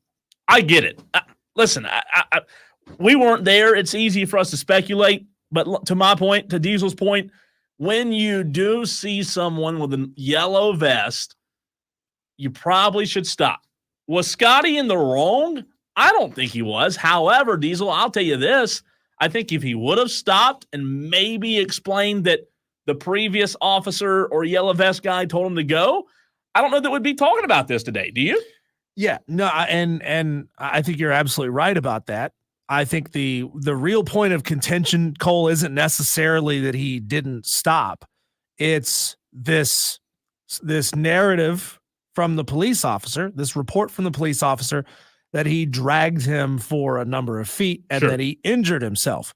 I mean, if it was just that he didn't stop and he moved his vehicle ahead, 25 feet, we wouldn't be talking about this. It'd be like, hey, I told you to stop. Oh man, my bad. I didn't know what was going on. This guy back here. It was the fact that at least the report from the officer stated that he was dragged across the ground. I don't know that I agree with what the officer said and you stop for anybody. Like if it's a person identifying themselves that they're law enforcement, yes, you stop, right? I'm not saying disobey people. Here's what I do want to ask, though, Diesel. Do you think, obviously this was Scotty's first time ever having a run-in with the law. Do you think Scotty regrets talking to that cop and not staying silent like you're supposed to do? I mean, after the fact, yeah. I mean, it seems to me like in this situation, he's thinking he can charm his way out of the situation, explain his way out. Oh, my bad. I didn't mean it. It wasn't, I didn't intend to do that. Can you just let me go? Like that, I think that's what Scotty Scheffler probably expected would happen there. He's also the world's number one golfer, right? He's also expecting, like, I'm at a golf tournament. People here are going to know who I am. People here most of the time just let him walk right through because they recognize him and they know who he is. Maybe he ran into stiffer security at this event than he has in the past, and he just reacted poorly to it. A lot of texts coming in. Texter says, based on my experience, big difference in security officers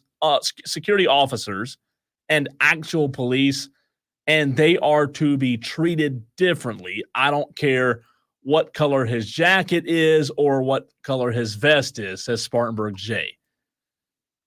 So here's a statement, Cole, from Officer Gillis, the arresting officer. He's released his statement after Scheffler avoided his criminal charges. He did praise Scotty Scheffler for agreeing to move on from the incident, but here's the quote. This was a chaotic situation for everyone involved. Ensuring the safety of everyone in the vicinity was my utmost priority. Mr. Scheffler and I both agree that there will be no ill will over this going forward. So he's saying he's agreed to not sue me. Mm-hmm. Instead of giving a negative public reaction, he chose to speak with dignity, humility, and respect. My family and I appreciate that. It was unfortunate and disturbing to hear Steve Romine's commentary today, that's the attorney, claiming that a false arrest was made, and for him to challenge my honesty and integrity. I'd be surprised and disappointed if Mr. Scheffler actually had any part in making those statements. To be clear, I was drugged by the car. I went to the ground and I received visible injuries to my knees and wrist. I'm going to recover from it and it will be okay. This is the extent of my commentary on the incident. Thank God he's going to recover. Not making light of it, but we were really worried about his scraped up knee. No, I'm not. I'm kidding. Listen, I think this is a sticky situation, right? It's a sticky situation. If they could go back and do it, Diesel, I bet both parties involved would probably do it different. You can never get a great sense of who people are in press conferences, right? Yeah. I mean, we don't know if this particular officer, who, by the way, is in his early 60s, we don't know if this particular officer, when the camera's not on him, when he's not making a legal statement here, he may not be a rough, gruff, in-your-face, trash-talking kind of dude. We don't know. I mean, we just don't know. So I want to ask a question real quick to the 590 texter. I see your text, and I'm asking the question. And for those listening, I'll read the text. Texter says, Diesel has no clue what he's talking about. I've been a simple parking attendant at events in a bright yellow jacket. You can't assume that's police ever. I'd say 95% of police need the dub and have that mentality. Okay, that was a different text. Texter, to your point, you can't assume that's police ever. What difference does it make? Shouldn't you stop? I'm just asking. I'm playing devil's advocate. Shouldn't you stop if somebody's in a yellow suit? So if you're a parking attendant and I'm pulling into a parking lot and you're directing me to go to a certain place, to a certain location to park, and I just say, screw that, I'm going to go park where I want. That's right. I mean, like, I'm not saying that those parking attendants have the authority to chase me down and arrest me or anything. You should still stop. But it's his job to direct me where to go. Correct. And he is parking attendant, or in this case, what Scotty Scheffler claims that he thought he was just regular security for the event. It is your job to follow the security's instructions and go where they point you to go. What if they're stopping you and saying this entrance is closed? You can't go in this way because something happened in there. There was a gas leak or something. Scotty Scheffler can just say, well, screw you. You're not clearly a police officer.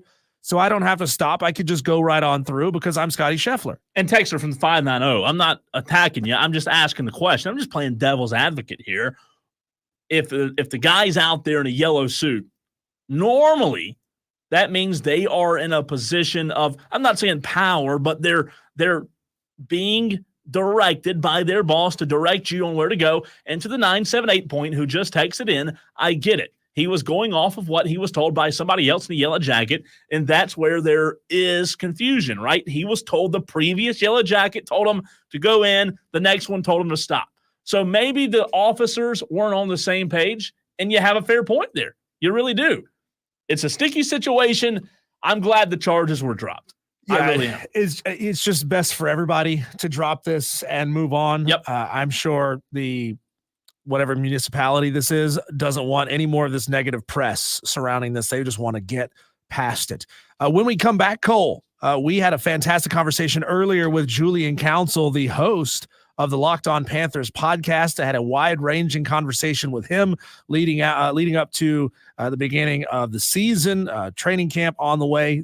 They're doing OTAs that are not mandatory. We had a great conversation with him and especially got a great injury report on Xavier Legette as he has had some time away from practice. That's coming up next here on the Fan Upstate.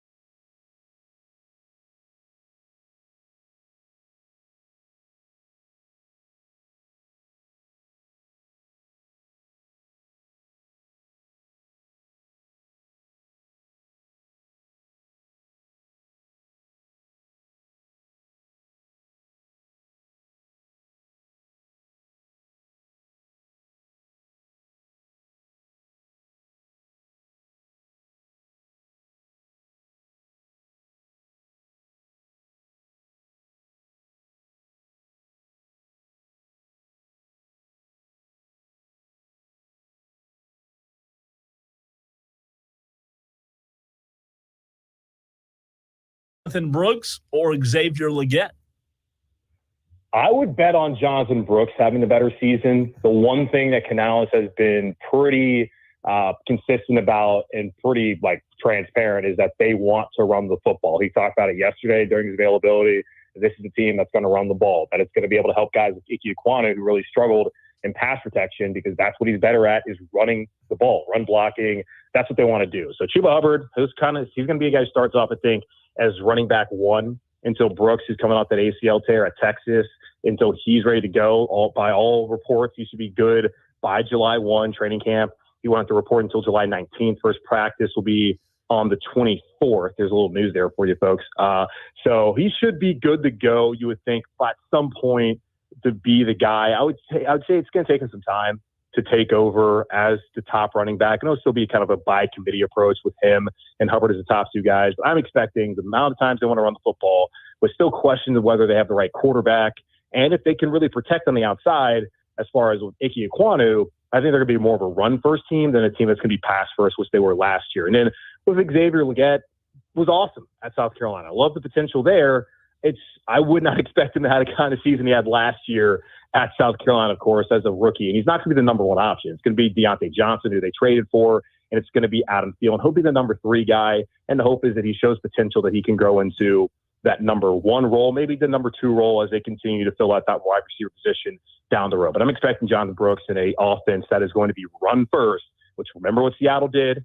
I understand Canales is an offensive guy, but Pete Carroll spent a long time there with them. Pete Carroll, defensive coach.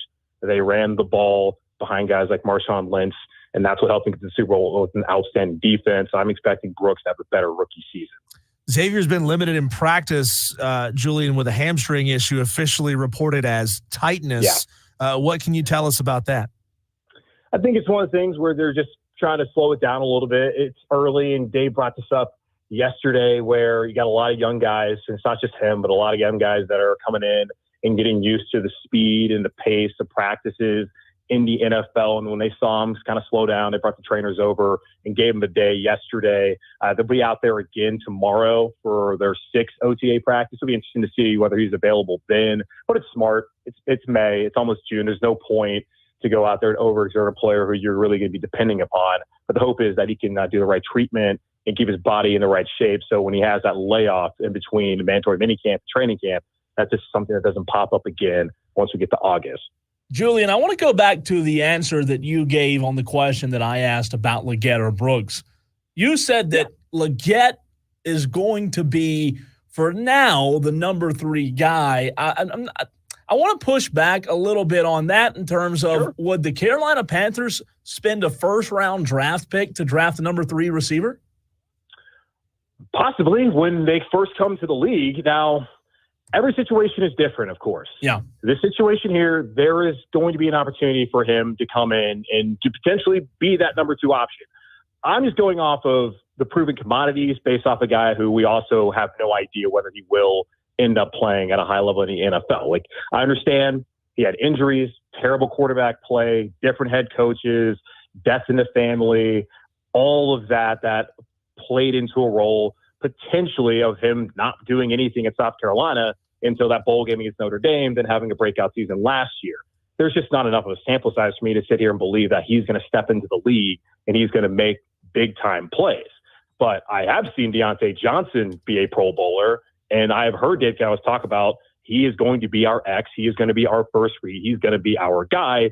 And I just watched Adam Thielen at age 33 have 100 catches and 1,000 yards receiving. Yes, mainly by necessity. He's probably going to lose a step this year, but Thielen's a proven commodity who's once upon a time was a pretty damn good player in the NFL.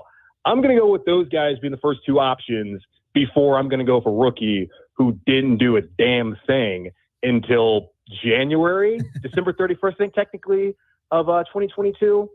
I'm going to kind of not have those expectations on Legette yet. But down the road, this is probably the last year for Thielen. Deontay Johnson's a free agent after the season. Next year, you're hoping that Legette shows enough that he could be that guy. But I don't think that when he first steps out there for week 1, that he's going to be that number 1, number 2 option based off of who you have and what they've done. And just there's still, I think, a pretty big unknown whether Legette can actually do that on a consistent basis, not just outside of not just in college, but in the NFL. Host of the Locked On Panthers podcast, Julian Council, joins us here on Wire to Wire with Diesel and Cole Bryson. The Germany trip, I understand you're going mid-November versus the Giants. Are you going to fly in, fly out? Are you spending some time? What's on the agenda? And do you have any advice on how maybe Cole and I could convince Odyssey to foot the bill to send us over there as well? Well, top advice is start selling right now. Figure out a deal with a hotel and be able to get that figured out. Figure out a deal with an airline. I recommend Lufthansa and figure out a way to get over there for free. But yeah, I'm getting in. I'm leaving Monday the 4th. Game's on the 10th. I'm leaving Monday the 4th to get there on Tuesday the 5th in the morning. And then I'll be there all the way until that next Monday when I fly back. So I'm doing a full week there. And beer, that's what's on the itinerary. Going to be doing, I heard there's 6 breweries that are a part of Oktoberfest, and there may be more in the city, but there are 6 official breweries that are a part of Oktoberfest in Munich. So 6 days in Munich, 6 breweries a day, or just one a day. But either way, going to check out all the history that they got there, Center City. So excited. But yeah, I would tell Odyssey that, start selling some ads and figure out how you guys can get your German brethren to help you out there and figure out a way to get there for cheap, if that's possible. The flights honestly aren't that expensive if you fly to Charlotte. Yeah, we better start selling today, Diesel and I, if that's the case. So you're exactly right on that. Hey, my last question for you, Julian. When you look at the 2024 season, obviously going back to my very first question, the NFL does give hope to fan bases. What are realistic expectations that you think Panthers fans should have going into training camp? What if I told you that the Panthers could triple their win total? Wow. That would be that sounds great, right? But it's only 6 wins. But if you say they tripled their win total, that sounds awesome. If you say they win 6 games, doesn't sound that great. Now, it's, of course, a lot better than going 2-15. But if you say they triple their win total, you like to hear that. So I do think that's probably the ceiling for this team. Understand that your defense is not going to get better without Brian Burns. I get not paying him $30 million. But Brian Burns has more sacks in his career in 5 years than Jadeveon Clowney has in his 10 years playing in the NFL. And Clowney's an outstanding player when healthy, really good. But this is the first time he's ever been a priority free agent, and he was signed at the end of March. Like, the guy has never lived up to the billing of being the number 1 overall pick. Back when he came out, he's never been that guy that we saw down in Columbia. Doesn't mean he's not still a good player, but he was supposed to be Myles Garrett. He hasn't been Myles Garrett. So I have a hard time believing he's going to come in here and he's going to replicate what he did last season in Baltimore and be that guy that you can depend on, especially with the health that he's had, the issues throughout his career. Burns is the guy who's always out on the field. Like, you don't get better without Brian Burns. You don't get better without Frankie Louvu. Josie Jewell, he's a good linebacker, but he's not the kind of dynamic player that Louvu is. And in the secondary, J.C. Horn, they gave him the 5th-year option. I think he's a great player. The problem is he has missed 29 out of a possible 51 games. Something happens to him again. The depth at corner is terrible. Like, I just don't think it's going to be a good defense. But I do think a lot of the games that we watch are going to be a lot like the game against Green Bay last year, where they're able to move the football. Bryce looks competent. They're scoring touchdowns, but they can't stop anybody. Like, they were bad against the run last year, last in sacks, last in pressure percentage, awful in the red zone, awful when it came to giving up points. I just don't think they're going to get better when you don't have reliable guys at outside linebacker and in the secondary, and then you lose to your key cogs of Burns and Louvu. So scoring points should be able to help them at least have a chance to win those games. But I still think there's going to be a long way to go. But I do think 6 is a possibility because of the offense having a step forward. But defensively, it's going to leave a lot to be desired once we head into the offseason. Julian, one of our Tolo listeners, Madcraft, says this guy has a lot to say considering it's the Panthers. He's good. Yeah, Madcraft, follow him on Twitter, at Julian Council. Last one here for me, pal. Given this franchise's really atrocious cap situation, who do you see who is in make it or break it mode right now, has to have a major bounce back season, or maybe shipped out or sold off to make some additional cap space? Good question. I don't know. I don't know. As far as the roster, I think they're kind of good with what they want to do. Maybe they want to add another corner like Stephon Gilmore. Make a lot of sense. He's hanging out here locally. I don't know if there's anybody that they would want to ship out to open up cap space right now. But like, as far as like make or break kind of years, oh man, that's a tough one. Like, Ike Ekwonu's a guy where if he doesn't play well again this year, maybe they look at getting another tackle potentially, whether it be free agency or in the draft, like Terrace Marshall. He's a guy who's entering his 4th year. He showed some promise there at the tail end of that season when Steve Wilkes was the interim, and there's still questions about what his role is going to be and his future. So that's definitely make or break for him. But yeah, cap-wise, I don't think there's anybody that they're really going to cut now that's going to help them open up any space. Like they could extend Taylor Moton, but yeah, that's kind of where I'm seeing things right now. So we'll see how things play out this year. He is Julian Council at Julian Council on Twitter, the Locked On Panthers podcast host. You're the best, man. Thank you so much for the time. Appreciate it.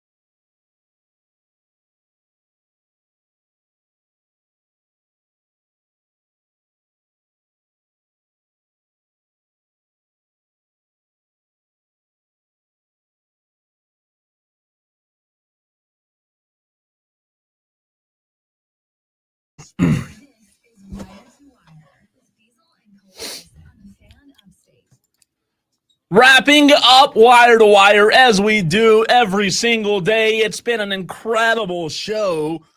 A ton of interaction today. We appreciate you on the text line, the stream. We're live every day on Facebook, YouTube, Twitter.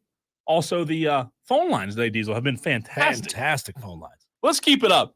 Let's carry that momentum into tomorrow. Call us tomorrow. Just don't say curse words. Yeah. Shane did clarify, though, and he was talking about Baker Mayfield very passionately. Hey, I would say curse words about Baker Mayfield, too. I'd say curse words about the Carolina Panthers if I could, but get thrown off the air for that. But we appreciate the attempt there, I Shane. like being employed. Yeah, we appreciate the attempt. All right, I asked a question, Diesel, real quick before we hit a break. Well, the break is the end of the show. The last break. Yeah. I asked a question. Mavs Timberwolves is now 3-1. Dallas leads. Will we ever see a team come back from down 3-0? We've never seen it before. Diesel, Minnesota seems like the team that could do it because they're so talented. History tells us, though, that if you go down 3-0, you're not coming back. I mean, it's got to happen eventually, right? I mean, even the 40-year-old virgin got laid. Took him till 40 years old to get there, but it happened. I mean, eventually, yeah, it will happen, but I don't think it's going to happen this time. I don't think it'll happen this time either. I think Luka and Kyrie are too good. However, I do think it's going to happen. I really do. All streaks come to an end. Like, the talent in the NBA just continues to get better and better. Athletes have more tools and more money at their disposal. And the play that we're scoring more points than we've ever scored. So I don't want to say it can't happen because, like you said, I do believe that anything can happen. However, it's going to take something, in my opinion, catastrophic, like an injury, right? I think I could see it happening. If you told me Luka Doncic, Diesel, was hurt and done for the series, well, guess what? I'd say, yeah, you know what? There's a really good chance that thing happens. However, with Luka on the floor, they've already won one. They have to win 3 more games to win the series in a row, and that's not happening. Yeah, I think one of the best things we're going to see coming out of this particular series, Cole, is just Anthony Edwards making himself really known. Yeah, as the guy. On an NBA scale. He's listed as a guard in some places. He's listed as a small forward in other places. The dude is an absolute baller. 26 points a game this year. Yeah. He gets a couple of rebounds every game as well. I think this is his coming out party, and if he can get them a victory tonight, I mean, that cements his superstardom going into next year. Hey, real quick, before you send us out, Diesel, tomorrow it's going to be a great show. I will warn you, it's going to be a ton of score watching. We're going to have reaction, instant reaction. Yeah, we're going to keep you up to date. A ton of college baseball. I cannot wait. Yeah, a lot of games have their first pitch at noon, so we'll be getting some of those games concluding as we're just coming on the air. We're going to have first pitches going out at 1 o'clock, so we're going to be middle innings in some of those games. I can't wait. Clemson plays tomorrow. It's going to be a blast. Guys, we'll be here with you tomorrow, keeping you up to date right here on Wire to Wire. He's Cole Bryson. My name is Diesel. Thanks for being a Tolo. We'll catch you tomorrow.